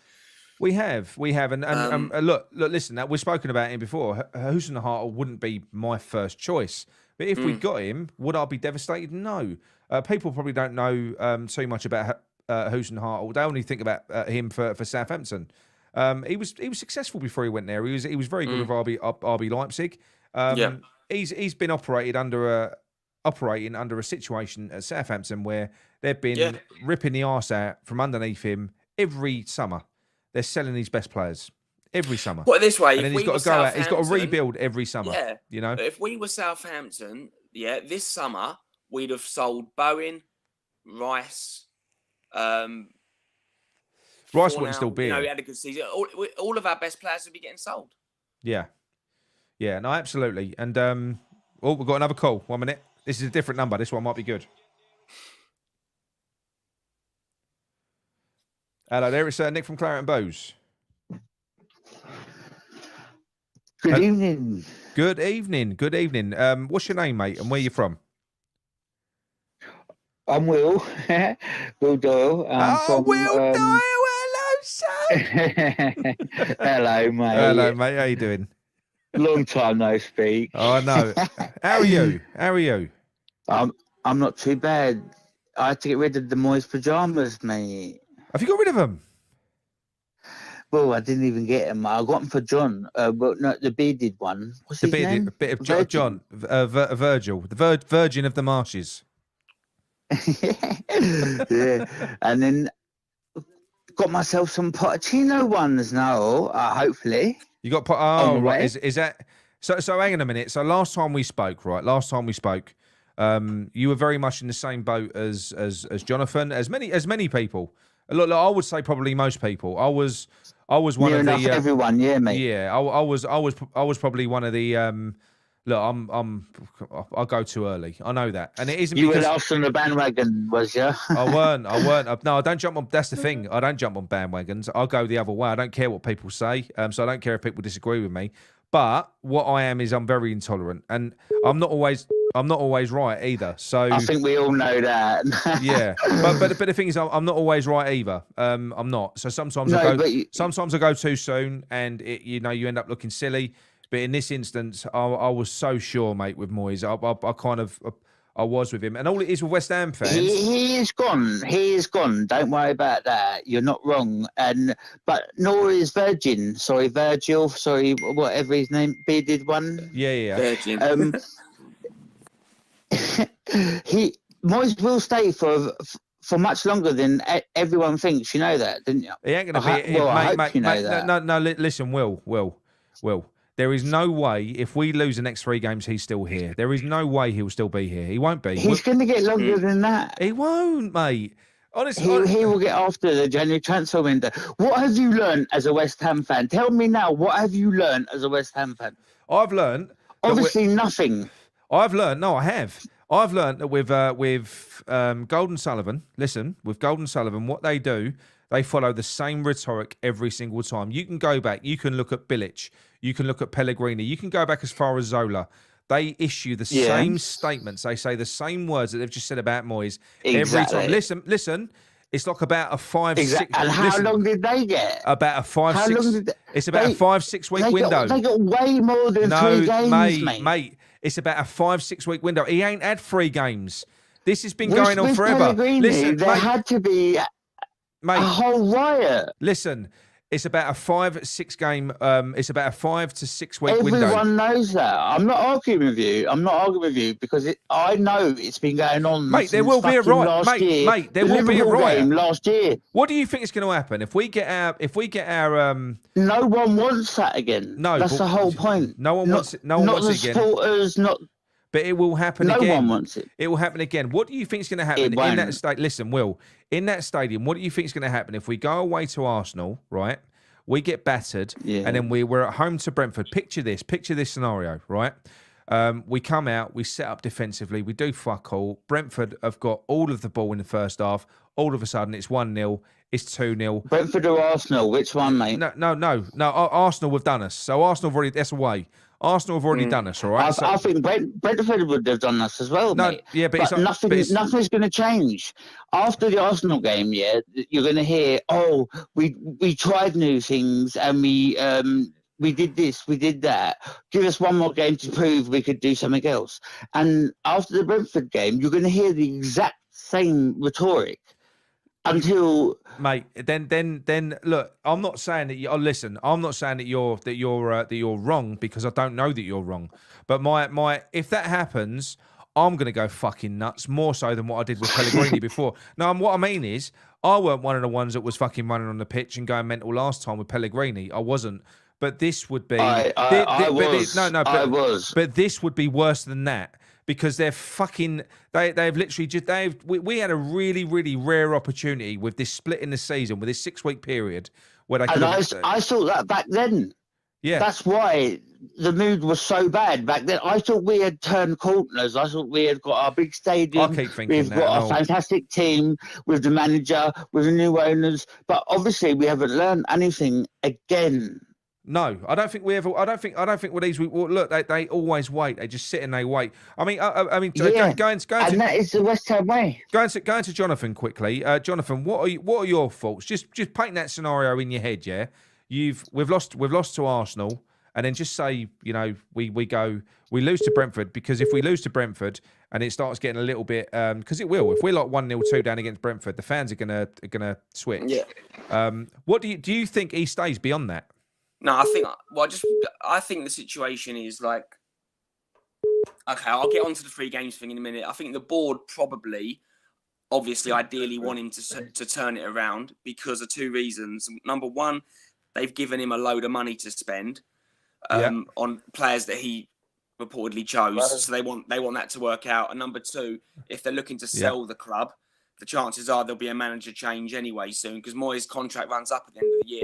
However, they will not. If he loses his next 3 games, then it's we're going to be proper relegation problems then, aren't we? It's one of them ones. And also, then you've got the January window. Are you? Yeah. Yeah. No, don't worry about that. It's fine. It's fine. And then we've got the January window. If you get someone else in, that they can maybe make a few changes as well. So I think probably if he loses his next 3 games, he'll be fired. But I do know what Will. I do know what Will's saying as well. But the board do take a long time to make decisions like this. They do. If it wasn't for the Europa Conference League, if it wasn't for Europa League, he'd probably be gone already. That's kind of gone against us. I'm going to lose my rag on call waiting again, Jonathan. I am. Because I've lost my rag already. Right? Hang on, 1 minute. We've waited waited long enough. I'm turning call waiting for strikers. Yeah. Get frustrated with the fucking callers. Hang on, Will, 1 minute. Hang on. Stop calling. Stop calling everyone. No. All it is, everyone, do us a favour. I'm going to turn off call waiting because look, whenever I try and dump a call when I'm on a call, I end up accepting the call and dumping the call that I'm on. So I'm going to turn off call waiting for now. Just wait until this call's finished. There's 2 callers that have called in. I will call you back. So, but I'm going to try and turn off call waiting now. So go on, Will, carry on, mate. Stop calling mugs. But listen, I guarantee you, Moyes will be here till after the January transfer window, simply because the new manager will want to bring in at least 1 or 2 of his own players during that time, and we haven't got the funds for it. Not only that, it's going to unsettle so many things. It's logistically, in business terms, impossible to get a new manager in right now. Otherwise, they would have done it before the World Cup break. Mate, honestly, I just think they're fucking idiots. I think there is some. Listen, I think there's some. I think what's happening is. Do you want to know what my prediction is? Go on. My prediction is that I'd love to. Is that the rumours that they are going to be looking to sell the club in April 2023 are true. That is what I think is the case. Now, what I think's happened is now this is what I think. Yeah. And I think they've got David Moyes in place. I think David Moyes, and I wasn't really aware of this until just recently. David Moyes has been integral in recruiting all of this new backroom infrastructure that we've got. For instance, he's good mates with Rob Newman. He's good mates with him. So the likelihood is, if they sack David Moyes, everyone's gone. They've got to start again. We've got Mark Noble. So it's a big decision for them. And if they are looking to sell the club in April 2023, it's the last thing they fucking need is to have to go out and do almost is a stupid rebuild. You just laughed at your own statement because you're laughing at the fact that you're saying that if David Moyes goes, everyone jumps ship. I think they will. Fucking laugh at that too as well, mate. Because that's a joke. How many people have jumped ship since David Moyes has been here? Pierce. Exactly. It's never ending. And as a business sense, we probably depreciated as well. So fuck David Moyes. Oh, no. The crazy thing is, the fact is, right, the value on West Ham, because we're valued at roughly around about 800 to £1 billion, right? That's what we are. And what that our squad is £500 million. Yeah, that's a fact. Right? The value is in the real estate, though. The value is in the property, because at some point, what's going to happen is that the stadium is worth £1 billion on its own, and that's going to be given to us. The midget got that for 3.5 million a year for life, as long as the midget is there, right? No, it's not. No, that lease is tied in and it's embedded to West Ham. No, it is. It's embedded to West Ham. I think once the 2023 clause comes in, no, it's not. It's not. We've signed West Ham. So West Ham signed a 100-year lease. That embarrassment clause was put in place so that what Golden Sullivan couldn't do was because immediately what that did was that raised the value of our club. What they couldn't do was that just further proves to me that he wants to be there for life. He will never ever sell up fully, because for life, or the next 100 years at least, he's getting something out of that stadium. He will never. He might be up fully. He will hold 0.01% at least. Yeah, but I don't care. Providing he hasn't got a controlling stake in the club, I don't care if Sullivan's still there. That means he's still an owner or partner. Doesn't bother me though. As long as he ain't controlling things. If Sullivan isn't a controlling stakeholder, Kretinsky will become major business shareholder, and then there'll be individual investors adding up as and when the midget sells up his shares. Yeah, but he'll never sell up in 2023. Never. Fully. That clause is invalid. What do you mean? Clause. What do you mean the clause is invalid?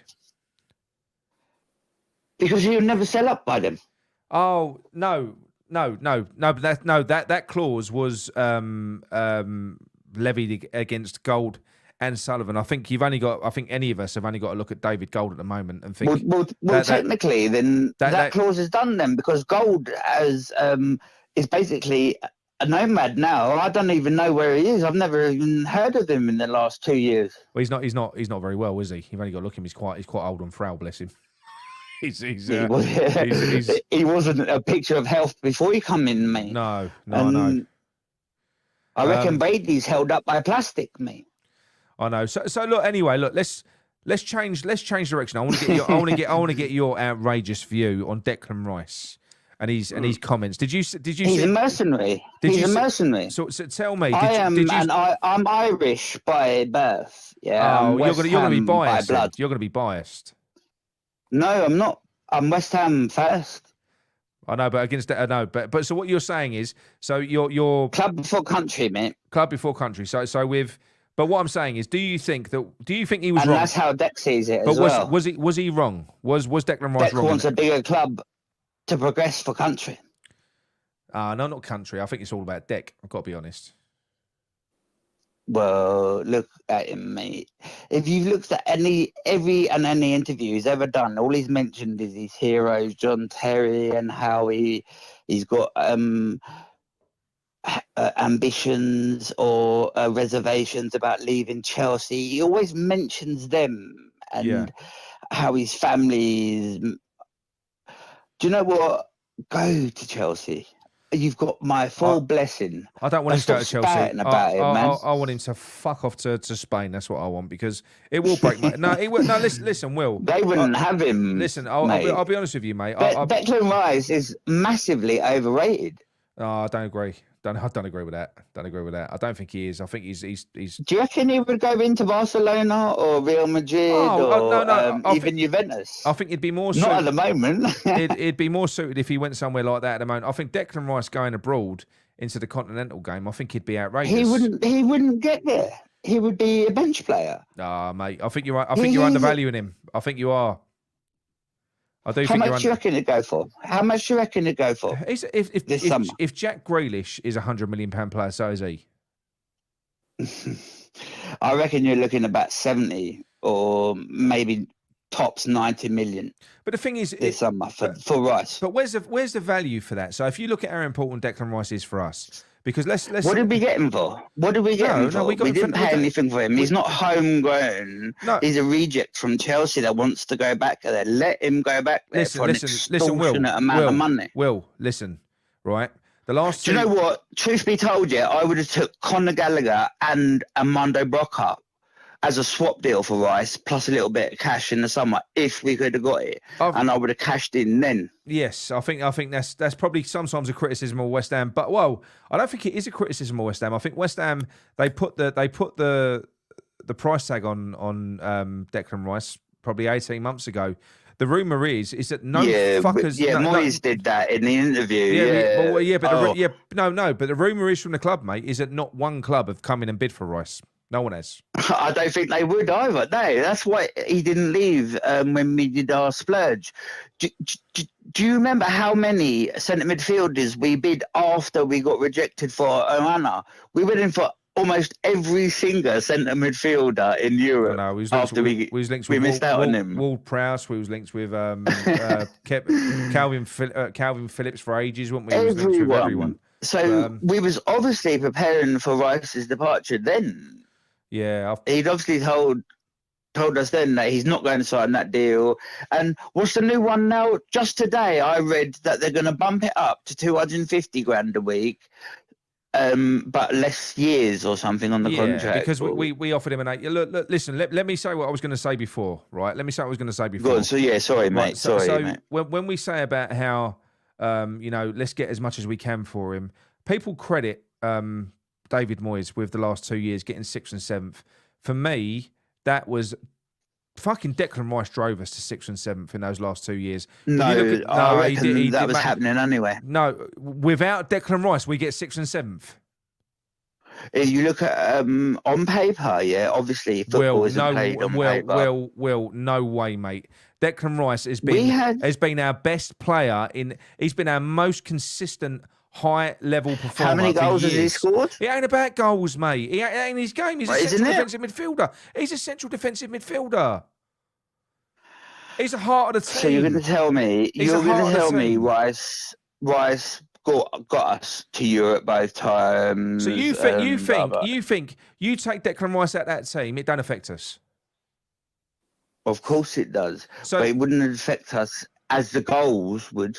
Take Jared Bowen out. Take Thomas Souček out. Thomas Souček, has scored most please take of the Thomas Souček European out. goals. Please take him out, Will. Please take him out. Yeah, I know he is knackered now, and I don't not for love of trying. I love that bloke. I love both the Czechs, but they have been run into the ground and they've been found out. They have been. But anyway, Will, look, and it's not their fault. It's Boys' fault for doing that. It ain't their fault. But Will, look, I'm gonna cut this one off now, mate, because I've got a couple of other callers that are trying to get through. Oh, finish finish this on one point. Go on, let me know what you want to say now in terms of. Right. Look at what Poland did with Lewandowski, They've left him up top all of fucking loan, That's the second best striker in the world, right? Yeah. And that is exactly what Moyes is doing with Haller and now Skamaka. Yes. Stop. Right. Have a look and have a look and listen, Moyes, please. Yeah, but he won't do it. I mean, he won't do it. I mean, like I say, he's repeating the same mistakes that we saw with Haller. We're seeing the same shit player again. It's just heartbreaking to see. And we're actually not the players. But we're actually watching Skamaka. When Skamaka came in, we saw a player. Fair enough, it might have been in the Europa Conference League. And Vlasic and Anderson are now doing, and that is the exact same thing. Fair enough, they're not strikers, but they Haller, look at what Haller did when he left. He's broken records in the Champions League. I know. Bless him. But anyway, Will, thank you very much for the call, mate. No worries. Keep up the good work, and I'll send you some pajamas. Thank you very much. Send me them pajamas, mate. I'll wear them on the next show. Top man. Cheers, Take mate. Care. Goodbye, mate. Will's been enjoying the England result this evening. What did you think, Jonathan, on what Will had to say there in terms of Declan Rice? I've got another one coming in. 1 minute. This is good. No, he's gone again. Whoever that was. No, he's back again. Hello there, it's Nick from Claret and Booze. Who's this? Hello. Hello? Anyone? Who is it? Hello there, Nick. Hello, mate. You're all right? What's your name, mate? Where you from? I'm Dave from Raynham. Hello, Dave. You all right? Yeah, I've been watching the shows. I must admit, you and your brother are a great... if you like, you're anti, your brother's a bit pro Moyes, and you fit the game. We try and offer a bit of balance, mate. We try and offer a bit of balance. That's what we do. But it's not planned. We just literally are completely different, as brothers often are. We argue all the time. We always have done. Now, I must admit, as a West Ham fan, I go back to '64. I can just about remember the '64 final. Yeah. Watching it. I don't remember so much the '65 Cup Winners' Cup because that was a night game, but obviously I remember the World Cup, watching it in black and white. Yeah. So as a West Ham fan, all them years, I'm used to us having the occasional cup victory every couple of decades, and you were spoiled, is what you're saying. You were spoiled early on. No, I really felt that in the last couple of years we were going to move on. I know. But That's how I felt. Big mistake. I agree with your view. Moyes, he's come back and rectified 2 mistakes. He has. But this year, can he rectify his own mistake? And that is the problem. I don't think he can. It's a different type of job, isn't it, Dave? Well, if you watch his interviews, he is very begrudging. In his last interview, he was a bit soft. He didn't say like, "Oh, the experts and that," but he said, "Yeah, I've been good for the owners, but the owners been good to me, but I've been good to them." He's got to have that, and that's what I feel. That I don't know. Everyone's talking about the next 3 games, but what people don't seem to think is the next 2 games after those 3 games are Everton and Wolves. I know. How massive are for they? Wolves and Everton. Thing is, you can't afford to lose them, can you? Yeah, but if how many points are we going to get from the next 5 games? Because if you start February, you've got Newcastle away, Tottenham and Chelsea at home, and Tottenham away. And don't forget, sandwiched in between the 3rd and 4th Premier League games, you've got Brentford away in the cup as well. Yeah, well, put the under 18s out. They might show you how to win. Yeah, I know. They've been doing all right, haven't they? The thing about it is, I think, I mean, everyone says that Krasinski is an investor, and I believe that. He's probably coming in there. I think the big problem was when Abramovich had to sell Chelsea, there was 3 or 4 multi-billion bids in for Chelsea. There wasn't just one person come in. No. And everyone talks about that, and everyone's looking at, well, perhaps there are other people. And if you look at who is available to buy in the Premiership now, all right, you've got Man United, you've got Liverpool want to sell. Newcastle have been sold. But you've got a team in London that have got an iconic stadium. Us as fans might see it not as that way, but the world in general will see it as the Olympic Stadium, an iconic stadium, 65,000 seater, blah, blah, blah, and all the land that goes around it. It's a prime opportunity, and that's what I think Krasinski has bought his shares in for, because he sees someone coming in and he can double his money. I don't think. I think it's a short term flip, isn't it? That's what he's come in for, I think. Yeah, I mean, I think the problem is that everyone's going on about Declan Rice. Everyone knows he's going to go in the summer. I think everyone's upset because now they're beginning to realise that's what is going to happen, isn't it? Yeah. Thing is, do you know something? I don't. So I'm keen to get your opinion on this as well. And I did when I did that show the other day, that video, because Rice is, if I idolise anyone at West Ham, it's him. And I hold him in such high regard. I know there's an awful lot of people that it's like hammerheads on the screen at the moment, like Will. Nick, we wouldn't have been much worse off with Rice. I just think, fuck it. What with all, and I love Hammerhead, but I just think, come on. I mean, the guy he's been a colossus for us. He has, and I'll even go as far as to say, like I said before the World Cup break in that Leicester game, where we all say, Declan Rice, and we know he is. He's all about, his profile, and he wants to play for England. He couldn't have given any more blood, sweat, and tears and put his body on the line any more than what he did in that Leicester game. He could have gone and got injured there. So I gave him maximum credit for that, and I do. It's a difficult one for me. It's a difficult one for me because, and it does hurt. And I don't think I'll ever hate Dec unless he goes to Tottenham. I don't think I'll ever hate him. Yeah. But what annoyed me with that interview was because I don't know. He should have swerved the question. He should have fucking swerved the question. He's better than that. I don't think he don't need to flash his. He's so good. He don't need to flash his knickers like that in a press conference, does he? That's what I think. Well, the thing about it is it's a typical now year Sullivan. Oh, we'll offer him 250,000 a week. It's a typical thing. I'll offer him that because he knows he's not money orientated, is he? No. Well, no, he's obviously he's not because he ain't took the money. But Jonathan, what's your take on it, mate? Well, I've already said that. He should have just said that he's focusing on England and focusing on turning West Ham season around. Basically, that's all he needed to say. As for, I don't want to disrespect anybody, but I just can't believe anyone in their right mind. No. Say Declan Rice is not absolutely class. He's our best player by miles. He's one of the best players I've ever seen in a West Ham shirt. Certainly, he's probably the best English player. And bear in mind some of the fantastic English players that we've had, especially with under Redknapp. We had some great players going through. Declan Rice would get in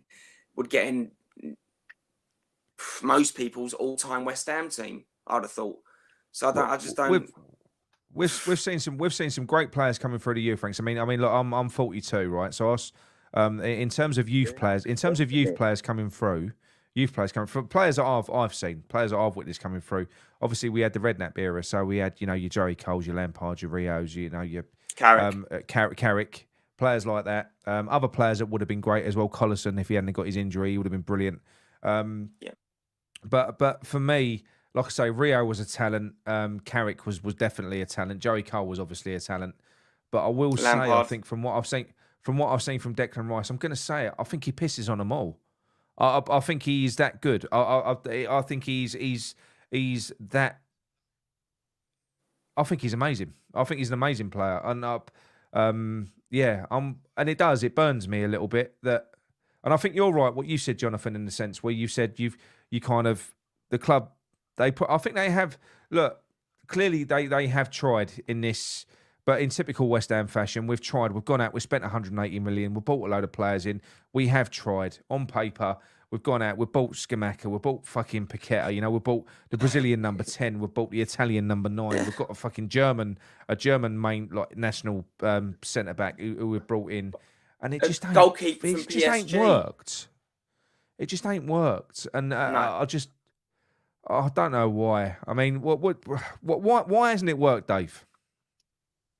Well, the most important thing about Paqueta is that it's the same old story. He went from Brazil to Milan, and they played him in a 4-2-3-1. Yeah. And Cafu come out this week and he gave an interview and said that Milan put too much emphasis on him and they ruined him. And right. Which is what we're doing. Well, he went to Lyon, and the manager recognised that and played him in a 4-3-3 because he recognised he's a player that needs players in front of him. Yeah. Basically, 3 plus another 4. Yeah. And if you like Tite, the Brazil manager, he's labelled him as the most important player because he played him in the first game. And if you recognise that, he played him alongside Casemiro. And Brazil's tactics is that Tite is a bit Moyes-like. He's pragmatic, but he's successful, unlike Moyes, because basically Brazil's tactics are not to concede in the first half. Yeah. And then to bring their flair players on later on and crucify the opposition, which they've done every game, apart from the game last, which it didn't matter. But if you look at Paqueta's performances, job was done after 70 minutes, he took him off. He then had a stomach bug, which the rest of the team, but because he's so important, he played the first half, but then was sick at half time and he had to bring him off. Yeah. And then if you look at the third game, the 5 players, he made 9 changes, but the 5 players who sat on the bench who never came off was Casemiro, the goalkeeper, Vinicius, Paqueta, and Richarlison. So that tells you a point. His 5 most important players in his team included Paqueta. So Paqueta will play in the next game. So is David Moyes going to watch this and say, what I should do at West Ham is play Paqueta and Rice and perhaps Downs as the Casemiro in between a 3? Would that not make sense? It would 100% make sense. It would. Scamacca up front with Saeed, and if Bowen's got his finger out on the other side. I don't think Antonio is going to play that winger. So play an attacking thing. So if he played that team against Arsenal and went for it and we lost, at least we'd say, well, we've done something. But we all know what he's going to do. He's going to play Souček.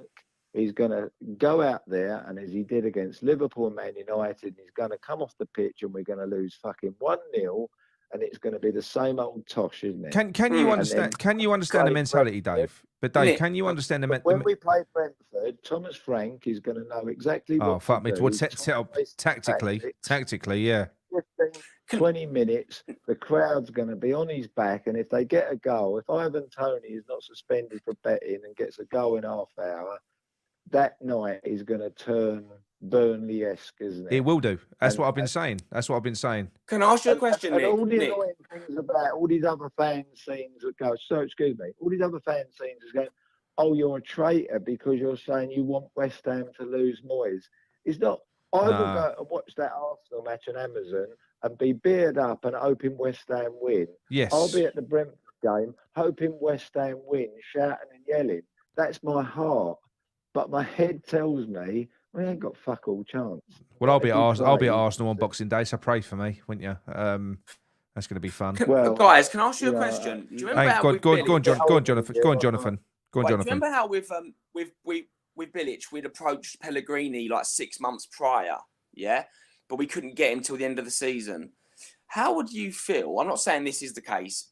If something like this was going on, where, for instance, like we know that Moyes' contract's up at the end of the summer, right? We don't have anyone we can get now that they really want. But say we had someone like Marino lined up, but we couldn't get him till the summer. Would you be happy with Moyes staying on board just as long as we don't get relegated until then? Or would you prefer to make a change now for someone we don't want much? Does that make sense? So if you could get Hussein, whatever his name is, Hussenthal, now. Hussein Hasselhoff. Or Marino in the David summer. Hasselhoff, yeah. Hasselhoff, whatever his name is, would you prefer to get someone like now as a stopgap, or would you prefer to wait for someone that we really want in the summer, but then we're risking relegation, but hopefully not? Because I'm not sure. That's a difficult one. Go on, Dave. What do you think? Do you know what I mean, though? I do. Well, the big problem in the elephant in the house is if we are going to get sold and a new person comes in, they normally want their own people.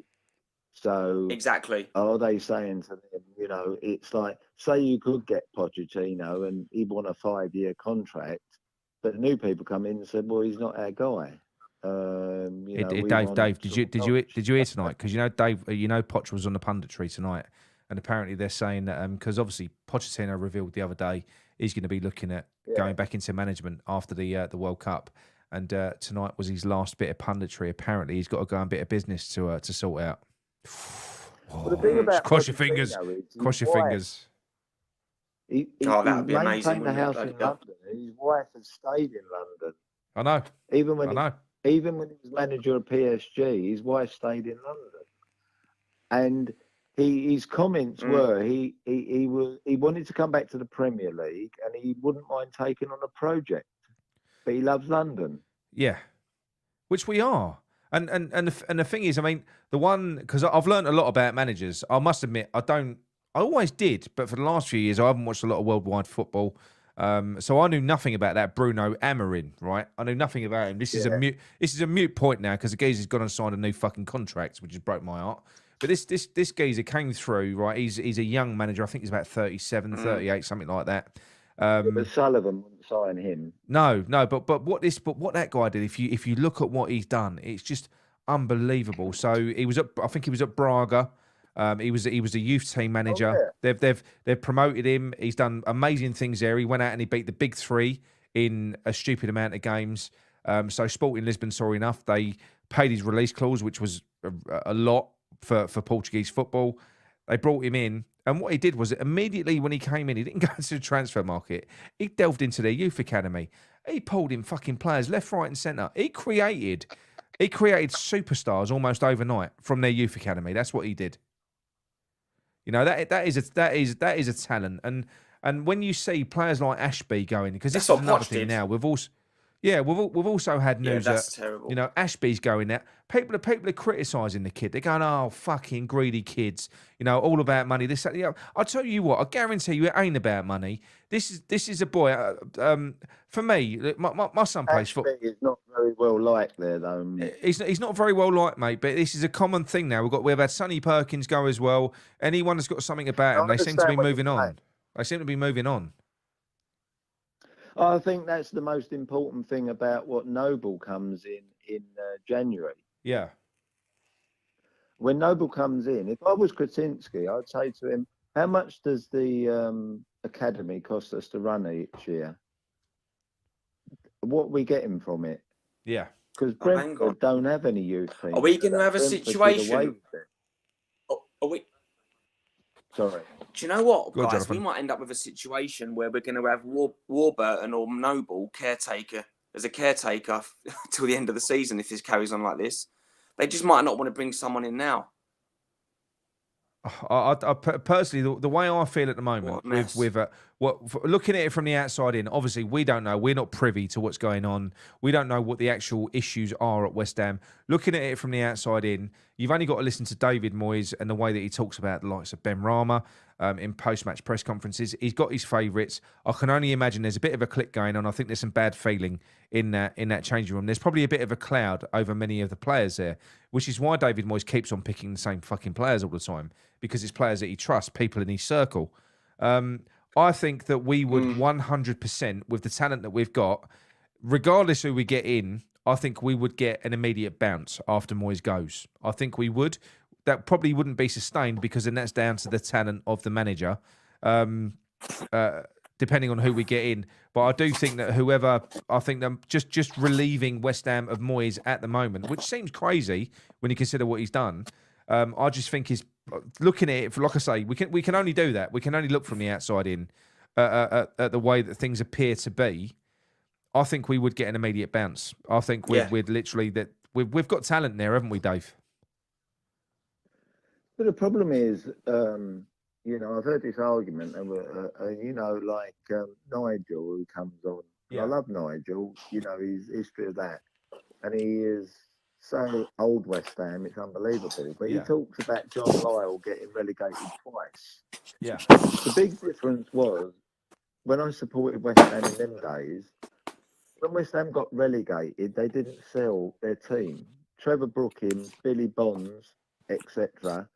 They played for West Ham in the Championship, or the second division as it was then, not for 1 year, for 2 years before we got back in there. Yeah. If West Ham get relegated now, how many of them players would want to stay or could stay with their money? We'd have a clearance sale. Be a mass exodus, wouldn't it? They'd all go. And then perhaps that would do the youth team good, because perhaps Numbama and Charles and that would be the future. I mean, I think what Noble has got to do with the academy is, if you look at the under-18s this year, they played 10, won 10. Yeah. They score goals for fun. Against Chelsea, they were 2-0 down at half-time, come back to win 4-2. Against Tottenham on Saturday, they were 3-1 down and come back to win 4-3. You've got players like Mbumba who score goals for fun. You've got Charles, who we've already seen. We've got Lewis Orford, who is 3 months younger than Charles. He's not 17 till February. Yeah. We've got another guy, George Earthy. We've got a class of young kids there. But you ask about, why did Sonny Perkins go? Why does Ashby want to go? Because they probably feel that we've got no path to the first team, because managers these days won't play kids because they know their job's on the line, and it's ridiculous. It's not the West Ham way. That if we had carried on this way, Mark Noble would have never got his debut when he was 17. No. Rice never got his debut when he was 17. Ferdinand. You name all these great players that come through, nowadays they would never get a chance, because he'd rather put in Souček or whatever. But I think the issue, what worries me now, look, listen, getting relegated don't bother me. I've supported West Ham a long time. We've been shit more often than we've been good, way more than we've been good. Yeah, but you wouldn't go to that stadium with 30,000. This is what I'm saying to you. The issue that we've got now, like I say, when we're kind of we did, because obviously we're in with 6'2", so I speak to Nigel a lot. Nigel's got links in with Sean Whetstone, and Sean Whetstone, a lot of people have got opinions of him, but what he does understand, he understands the finances. Certainly, he understands the finances of West Ham, and he's very much pro Bald and pro Moyes and pro anything that the club want. But I have spoke to him directly, and I've said, how bad would it be, Sean? This is when he's going, he's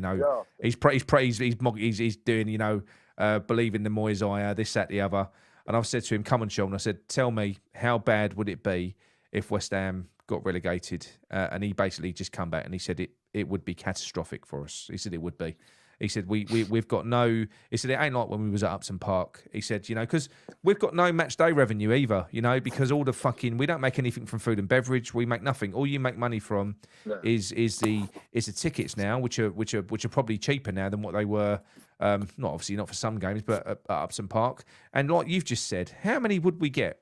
Because I still believe that West Ham have still got, in terms of core supporters, if we got relegated, we'd be back down to Upton Park levels. I think we would be. I think the core support would still be there. But I think a lot of these other supporters that have come along, and this isn't me criticising them, and this is me talking to someone who has actually, I did actually let my season ticket go. I fucking hate myself for doing it, but I manage my son's football team now, so it happened through lockdown. I've been trying to get it back, so it's only been a couple of years I've not had it. I still go to loads of games, and I feel dirty for doing it, but kind of. But yeah, this is someone who actually did. I actually did let my season ticket go, which is not something I'm proud of, but I did do it. How many people do you think you'd get over there if we did get relegated? Yeah, but you take an example of Sunderland. Sunderland have got a 48,000 seat stadium. And when they got relegated, they get crowds of, in the Championship, they were getting 24, 25,000, which sounds great. Yeah. The stadium's half empty. And there's a very big feeling of, that they had to shut the top tier. And I think the problem over there, because let's not make a mistake about it, it's not a great place to go to football, is it? The London Not at Stadium. Not at all. And a night game, you go to the bowling ground, a night game, it was buzzing under the crowds. Come out, go to the Upton Park station, you get home. There, you got that trudge and the stop go signs and all that cobblers and various things like that. I mean, daytime games, it's not too bad, but the nighttime games, okay, I went to the European games and they were great games, but they're one off. It's few and far between. And don't get me wrong, that play, I will say, for special occasions, it's not Wembley. So for special occasion games, like what you've just referred to, you can't compute. It's unfucking believable. So when it's good, it's amazing. But when it's bad, it's awful. Brentford. Yeah, it's awful. Jonathan, what dog you got there? A cane Corso. Have a look at these, mate. Have a look at these little beauties. They're lovely, aren't they? Look at Agressia. Is that a cane Corso? It is, yeah. And then it's the big one. Nick. Yeah, sorry, Dave. Go on, mate. I'm dog loving. I'll leave you a part in question Maximus. here. Go on, mate. West Ham lose their next 3 games. Yep. They get rid of Moyes. Yep. And they appoint Sean Dyche as manager. Oh, Jonathan's gone. Go on, mate. And they give him a 2.5-year contract. I would take. Listen, he wouldn't be my first choice, right? He wouldn't be. Well, no, he's not my first choice. No, that's why I'm asking. No, but he wouldn't be my first choice. But as it stands at the moment, if you said to me, David Moyes or Sean Dyche, I'd take Sean Dyche because I just think David Moyes is done. Like I said to you, I think we need that new manager bounce. What I will say about Sean Dyche is, did you see the interview on TalkSport that he did? Unbelievable. But did you see the interview on TalkSport that he did? Yeah. And he came out and he said, look, he's a realist, and he said, look, I understand that I'm pigeonholed as a certain type of manager, but he said if I went somewhere, he used Tottenham as an example. He said if I went to Tottenham, obviously Tottenham have got a long history of playing football in a certain way, and he said obviously I wouldn't if you got better players. But what he said was, he said with the players that I had when I got promoted with Burnley to the Premier League, if I'd have tried to play like Man City, he would have got relegated. That's what he said. So you kind of understand it a little bit. But that said, there is a counter to that, and this goes counter to what David Moyes says as well. Because if you look at what Vincent Kompany has done, right, where he spent some time over in Anderlecht. I know he's played under he spent some time over in Anderlecht. He's gone into Burnley, right? He's gone into Burnley. It's not easy to change the way a club. I know they're in the Championship, but the Championship ain't a fucking easy division. We know that. It's not an easy division. Still playing 4-4-2 though. Yeah, but they're playing good football, mate. I've literally been watching them. I've been watching them this year. He has changed the way that they play, and that is not an easy thing to do. And what annoys me, and they're literally flying, and what annoys me is when David Moyes comes out with the excuses where he's got to transition, he's got to prepare, he's got to do this. I don't fucking buy it. And this is what I've said before. I don't think that we're waiting for our players that we've brought in to transition and adapt. It's like we're waiting for Moyes to transition, and he ain't going to transform. He's not going to. Yeah, when you take transition, Leicester bought Wilt Fowles, didn't they? Because they sold Fofana to Chelsea. Yeah. And Wilt Thales come in. I watched his first game. He was horrendous. Since then, he's been outstanding. Yeah. And he signed him. I don't know what. I can't remember what French team. I think it was 15 million. Yeah. So, why have we got playing? I think the problem with Moyes is we say that he spent all this money in the summer. Were they his signings? Because I think at the end of the day, the only one I think who was I don't think so. number one choice was a Gerd. Yeah. I don't think that. I don't think he can. I don't think he can be credited with him. Not credited. He wanted Brozier. We got Schumacher. I think he wanted Phillips. I think he wanted Will Prowse. He wanted Lingard. He wanted Kostic. We only signed Kehrer because a Gerd got injured. Yeah. He wanted Ward Prowse. I'm not saying the players that we got he didn't want, but they weren't his first choices apart from Pope. I think even the goalkeeper, I think he wanted Pope over Areola, didn't he? Yeah. Maybe. I mean, that's the problem. But I agree with you. I mean, Gonzo was saying his number one choice for manager, if it was his choice, would be Company. He reckons he's really impressed with him. I don't know if he'd be my number one choice. I understand what Gonzo's saying. I think he'd be exciting. It'd be an exciting addition. If you look at what I think, anyone who's if you look at what Arteta's done at Arsenal, so I think anyone who's kind of been through that because for me, I think anyone that's had anything to do with Pep, you kind of, I don't know. I think he's a bit magical, Pep, with the way that he sees the game and tactically and everything else. And you can see that what I like about Company is he seems like he's quite astute. He's a very firm, confident game. He's known around the world. I think he'd be respected. I think if he walked in the changing room, he'd be respected as well. And he's clearly got a way of seeing the game and being a defender as well. Having a defensive mindset on the Pep way, it could be a bit of a winner because obviously he's a defender, isn't he? He's a centre back. So he's one of the greatest captains. Yeah. Premier League history as well, isn't he? When you think about it, yeah. I mean, I think he's a leader. They say this. It's like when Arteta went. It's like that bloke I was talking about earlier on, the Amorim for Sporting Lisbon. I think you get one chance for West Ham. We get one chance to sign these managers. That's all you get because if you miss that opportunity, they go somewhere else. They're gone. That's it. You've got. The thing is, we've done that with the transfers as well. Like question, you was talking about Pochettino earlier. Yeah.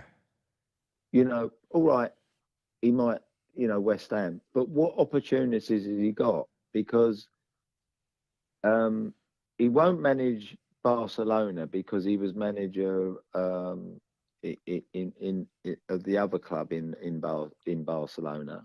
So that leaves Real Madrid, which Ancelotti seems well entrenched at the moment. Yeah.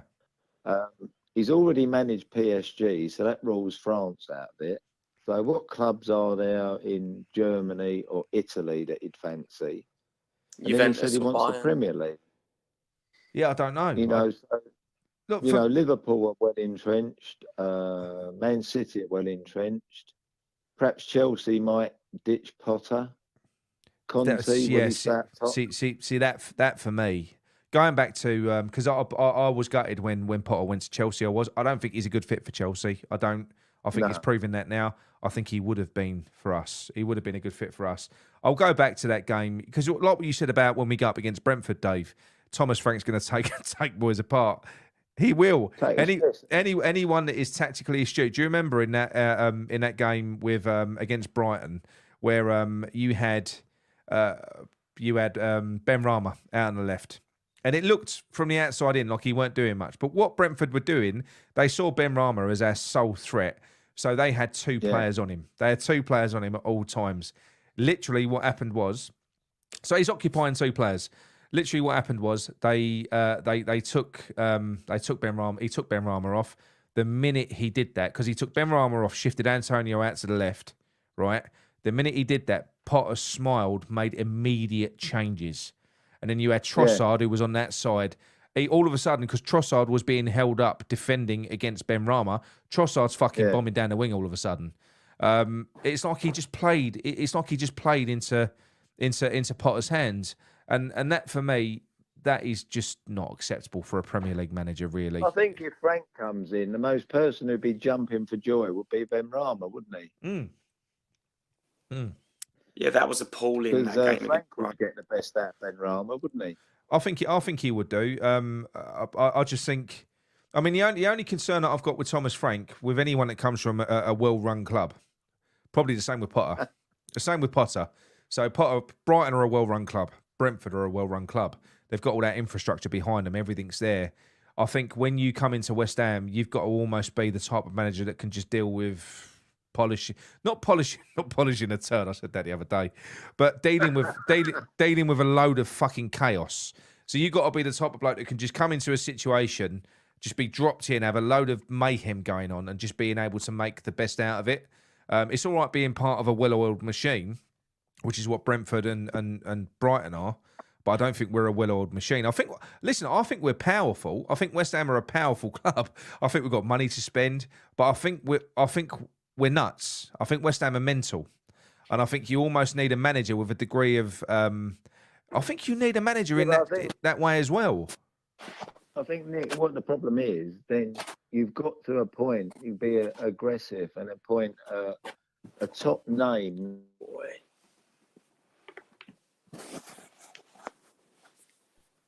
Yeah. You know, if it was a Tuchel or a Pochettino, everyone in that team is going to go, wow. I do think you need that. I think when you've got the players of the profile that we've got now, it's like people are saying to me, like, do you know what? Because we've got Skamaka now. I didn't even think of him before we started doing these talks about managers, because, you know, people in the chat start throwing other people into the mix. And you just think Mancini, that's a fucking obvious. Mancini. That Mancini for me, because that geezer, he's a winner. Because, you know, you spoke earlier on, you said about Tete for Brazil, and you said Tete, he's pragmatic like Moyes, but then he'll go out and he will properly go for it in the second half. Because I have nothing against pragmatic managers, but there are pragmatic managers, and then there are negative managers. So what like I say, I think if you've got winners and losers. If you've got Conte, Mourinho, who's the one for Atletico Madrid, Simeone, managers like that, what they do is when they come out pragmatic, they're not doing that because they're scared of the opposition. They're doing that to kill the opposition. So they're setting up aggressively to kill them, and then they'll come out, they'll absorb their threat, but the game plan is to win. That is ultimately what they want to do. I don't think that's ever in David Moyes' fucking mindset. I think it's fear. Alex was pragmatic at times as well, wasn't he? Yeah, he was. He was. But David Moyes is scared. And that's what I mean. I don't think he is. He's not pragmatic. He's negative. So I think saying pragmatic about David Moyes is wrong. Of all the managers, and I can't see him coming because he's the national manager of Italy, but he's Mancini. Yeah, I'd love that. That would be good, yeah. That would be good. Sullivan has approached him in the past, and that. And I think Sullivan is the type of guy that wants a trophy manager, isn't he? He's loved Benitez in the past. He's tried like mad. He nearly signed Benitez, and in fact, was half an hour from signing him when Real Madrid rang him up and that. And he's always wanted that trophy manager, and so the likes of Mancini would appeal to him, I think. Well, you know, we've had Mancini over there. He's been over there as a guest in the box with them all, isn't he? He's been over there a few times in the past few years, Mancini. So. I think he'd sort them out. I think because personally, I think that's what we need. I think it would do Sullivan the world of good as well, even if he ain't going to go, because I think Sullivan needs a manager that can take him to the next level, because Sullivan takes the piss out of some managers. Moyes was damaged goods. I think Mancini comes in, it's going to be Mancini's way or the fucking highway, because he'll walk out. He'll say, no, seriously, I don't want that player. You're not doing it this way. I'll go. I think it would do David Sullivan good if he got someone in like that, with that type of character, that would basically tell him and enforce him. Because what annoys me about David Moyes is I think he's a bit of a bitch. It's not what he did with no. What I'm saying is, like with Benrahma, there's a lot of people out there that are saying, oh, you know, Benrahma wasn't a Moyes player. He might not have been, right? He might not have been. But you know what? Don't go and just go on a 2-year like resentment fucking thing against the player. That ain't the player's fault. And then come out in January and blow smoke up their arse like he did. Do you remember when he didn't sign any players and he came out and he done that press conference and he done all this? You don't do that. I think you almost need, like when Mourinho or Conte or Mancini, players that managers that have got the bottle to come out in press conferences and just go, they're not getting me the players I want. It's not me, it's them. You need managers. You want managers to go toe to toe with them. Scored a hat trick against Arsenal and won 3-0. In the after-match press conference, he say, "Yeah, he scored a hat trick, but what else did he do?" I know. It's do you know what? He's scored a goal. That's what he's done. He's literally he's scored. I think our last two goals that we've scored have been Benrahma. Look, and don't get me wrong, Benny. I don't know how long you've been watching the channel, Dave, but last season and the season before, I was one of Benny's biggest critics. I've gone the other way on him, because he frustrated the life out of me. But this season, I've seen a different side of him, and I've got this respect for him now because I feel like he's playing. Don't let Nigel on because Nigel, he's an old. I mean, I thought he was a great signing when he signed for Brentford. I did. Yeah. I watched him a lot in the Championship, and he is a type of player that needs a Harry Redknapp manager. Yeah. I think Redknapp would have loved him, wouldn't he? Could you imagine? Praise him for what he does well, yeah, and then have a word in his ear and say, "Look, I need you to do that." But don't come out and slag him off at because I don't hear Moyes slagging any other players off. What has Bowen done this year? When has Bowen been criticised? He hasn't. Weight, wasn't he sort of for his weight? Yeah, but it was indirect. He never said it was Bowen that was overweight. He said, "I've had a few players that have come back that have been a bit." The fact about it is that it's all his. People say, "Oh, he has his favourites," and then you try and view it, and you say, like, "Well, is it true?" But I think with what he said about Souček is he's tall.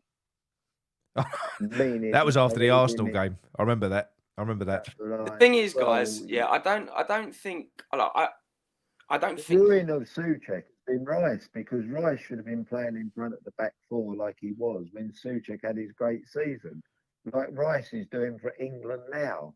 But Rice for West Ham wanted to be the next Steven Gerrard, didn't he? Well, I think I'm starting to sort of see that a little bit now. And the thing is, I do think it's important. I don't know. With Souček, I've from an early point. Obviously even before we started doing this channel, with Souček and Soufal, Dave, right from the off, I've never been fans. I'll be honest with you. A lot of Souček's goals that he got was from fucking set pieces. He was a threat in the area. He was very, very good at making a late run into the box. I saw from a very early stage that fucker couldn't pass. He wasn't dynamic. He was good for what we was doing. We was a smash and grab team, and it was working. It was successful. It was going in, but I could never see a player there. So, no, I don't think that if Declan Rice, put it this way, Declan Rice in a central midfield with Paqueta and Fornells, Declan Rice sits. He sits. He stays. Oh man. Declan Rice in a midfield with Souček, no, because Declan Rice offers more going forward. I think he can't see that Pablo Fornells is a number 10 in that team. Oh, I don't know. I can't understand. He's one of my favourite players. Pellegrini signed Fornells, and he played for the Spanish under-21s in the Euros. He was fantastic in that role, and he come to this country and he had to object. But that's where he should be playing, and I agree with you. Do you know Fornells, right? He's one of the few players in our team, and I'll include him in it. I think he'd even be more suited from the off than Declan Rice in Man City's team or Barcelona's team. And the reason I say that is because the way that Fornells plays. If Fornells was in a team full of players that knock the ball about, a dynamic team, he would be unbelievable. He would be. Yeah. Because he moves the ball quickly. He sees a pass. He moves it quickly. He don't fuck around. He's got loads of work rate, and I think he suffered at the hands of his own because he's such a great guy. He's a team player. If David Moyes wants him to do something, he'll do it.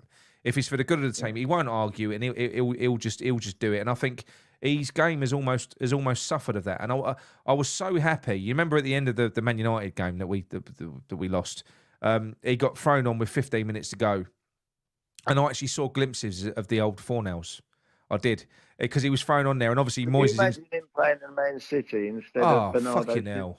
He could do it. I'm telling you, he could do it. He really could. He's a talented player, and that's what I mean. People talk about, we need this and we need that. We need a right back. Hang on a minute. Look at it seriously. We've got Declan Rice, who is one of the best central defensive midfielders in the world. We've got Kehrer, who we've got Kehrer, who is he was a mainstay in the German centre back. We've got Kurt Zouma, who was a French centre back before he kicked a cat. He's gone now. We've got Pablo Fornals, who's a superb player. You've got Paqueta, who's a Brazilian number 10. Scamacca, who is the Italian number 9. We've got an absolute embarrassment of riches in that team. There is no reason we should be like that. Go on, Jonathan. Go on, mate. I agree. I know it's been. Look, I'm not going to deny it. It's been a bloody awful this season, and actually, our form in the league has been poor since Liverpool last year, or the game after Liverpool. It's been poor. I don't know. I could be mental. I wouldn't be massively shocked, honestly, if we end up finishing about 11th, 10th, and have a cup run, and then we change him at the end of the year. No, look, listen. It wouldn't be a surprise. And look, if you offered me that now, I'd take it, because in the summer, I think it'd go then. My issue is, Jonathan, is that I don't believe it's going to be that cut and dry. Like I said to you before, if you look at the form for the last 12 months, it's more than that now. Yeah. It's less than a point a game. That's relegation form. So what that means is that we can't just carry on doing what we're doing. Something's got to improve. I'm not seeing any improvements in what we're doing. We're getting worse. Yeah, or we have been getting worse. The problem is, Nick, in Europe, we're 8 wins for 8 games. Yeah, but who we've been playing? It doesn't matter who you've been playing. A win's a win, isn't it? Well, it does a bit. I think, and also I think I'll tell you what I've done, because I watch Hammers Chat as well. I watch Hammers Chat a lot, and Gonzo made a good point about why that could be as well. Is because it's almost been the B team that have been playing. It's been the B team that have been playing in Europe. Play the B team as the A team, then. That's what I mean. It's been the B.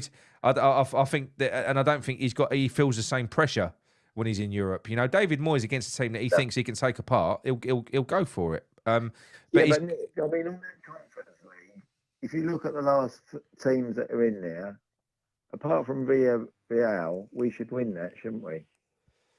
Yeah. Well, have all the other teams have all the other teams dropped down from the Europa yet? I don't think they have they? I don't think that's happened yet. They have. Yeah. Oh, they have. So what teams are they? Do you know? Because I haven't looked. Did Porto drop down? Well, not Porto. Who's Mourinho's team? Did Roma drop down? No, they stayed in the Europa. Oh, thank fuck for that. All right, well, that's good. I mean, when you come to consider last year we was in the Europa League and we had 8 teams, including likes of Barcelona, dropped from the Champions League. Yeah, there's nowhere near that. So you look at the last 16, and the 8 will play the 8 group winners, of which we are one. Yeah. I mean, you look at the last 16 teams. Our biggest threat is Real, in total honesty. My biggest worry is, come March, if we are in a relegation battle, he's going to ditch that competition for 3 points in the Premier League, and it will be the biggest crime ever. Relegation battle. Yeah. Because he's going to, like a lot of West Ham fans, I think, for many more years. So I'd like to win a trophy, even if it's the European Cup. Even if we finish 17th this year, if we could win that trophy and then Declan sails off into the sunset, I'd be happy, But my biggest worry is we're going to squander that chance. Yeah. Because Moyes is going to, I can't play. I've got to play on team when we get knocked out by that's the issue. Romania 3rd division team. That's the issue. If we're struggling, so say for instance it goes tits up when we come back, we're in that bottom 3. all of a sudden, even though we're kind of in a privileged position in that competition, that competition takes a back seat to the Premier League. It'll have to. It will. It'll be instructed from the board. It'll be like, don't you prioritise the Premier League. So then it'll be. But then, having said that, we do. I think we've got a big enough squad, and I think it's been the B team that have been almost doing, or the B plus team that have been doing okay in that competition. I think I'd rather them see it through. I think I would. But my worry is, and this isn't. Look, I am very much now. I'm so. I think he's lost the plot, Moyes. Just by I do, Jonathan, because I've been begging and pleading for that guy to just change something. As Dave said, I would love to see him come back, because it isn't just a result that we need. I'd love to see him come back against Arsenal. None of us really expect us to win away against Arsenal. They're beating everyone. But I would love to just see us try something different, do something different. We know we're not going to see it. We know we're not going to see it. We're going to see the same old shit. And that is what, for me, is him losing the fucking plot. Because if you just keep on doing the same thing over and over again, which has been failing now for quite a long time in the league, we've beat no one of note for a year. We haven't. Everyone that we beat, really, that we have beat, they've been a team that you would consider to be worse than us, I would say. No, it's only in Europe we've won some big games, like Lyon and stuff like that. We haven't won any. You're right. We haven't won any. The best, in a way, the best we played last season was in the first 10 games, really, wasn't it? I think 10, 15, not even 15, 10, 12 games. I haven't checked it, but they said on our last 8 Premiership games last season, the only team we beat was Norwich. The last 7 games, that was me. Yeah, that was me. So on the last one I did, and that's what I said to you. So if 7 plus the 15, that's 22 games. We've won 5 out of 22. We've won fuck all, and the tail end of last season. Do you remember when we lost to Leeds last year? A game we really needed to win, and I think Leeds had about 10 players injured, didn't they? Yeah, we've had quite a few. It was a miracle we finished in that top 7. If you look at it was only because we were emphatic when we started. Great. We started amazing at the start of that season, right? And a lot of other teams were shit for the majority of that season. The fact that we finished 7th is a miracle. I have no clue how we done it. And all we had to do, that's what I said, if we'd have gone out in January and we'd have spent some money that we clearly had, we've gone out and we spent 180 million in the summer. If we'd have spent some money, we would 100% have got top 6. We would have probably got top 4. We would have. Because all we had to do was put a little run of wins together. A little run. As Dave's just said, in the last 7 games, we won 1 game against the relegated Norwich. The thing is, if we'd started this season really well, they might have been able to justify that position, because they could have said, look, we've had a great summer window. We've got some brilliant players. It's because our form has been so dire. It's been dying for so long. It's been dying for so long. But anyway, gentlemen, I'll tell you what I'm going to do. Right, you are our second longest ever caller, Dave, just behind Jonathan on the screen. 50 minutes. 50 minutes. You better get him off then. Get him off. I know. But it's honestly brilliant call, mate. Make sure you call in again. Yeah, will do. I love the show. Thanks very much. Thanks very much, mate. Cheers, Dave. Thanks very much. Bye. Cheers, mate.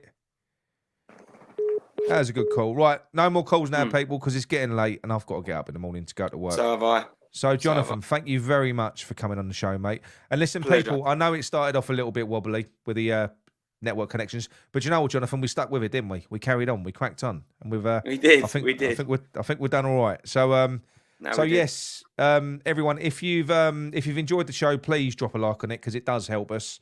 And if you're new to the channel, why not subscribe? I'll try and hit the notification bell. And hit that notification bell as well. Again, so Jonathan, make sure you get back on, mate. We'll definitely get you back on. There'll be Gary's back in a few weeks as well. He's not back in a few weeks. I think he's back the end of next weekend. He's in Tenerife at the moment. So yeah. So like I say, I'll bring you news, West Ham news, as and when it breaks and stuff like that. So throughout the week with me daily rambles. But that's it from me, Jonathan. Thank you very much, and thank you everyone in the chat as well. All right. Take care, everyone. Good night. Come on, you irons. Come on, you irons.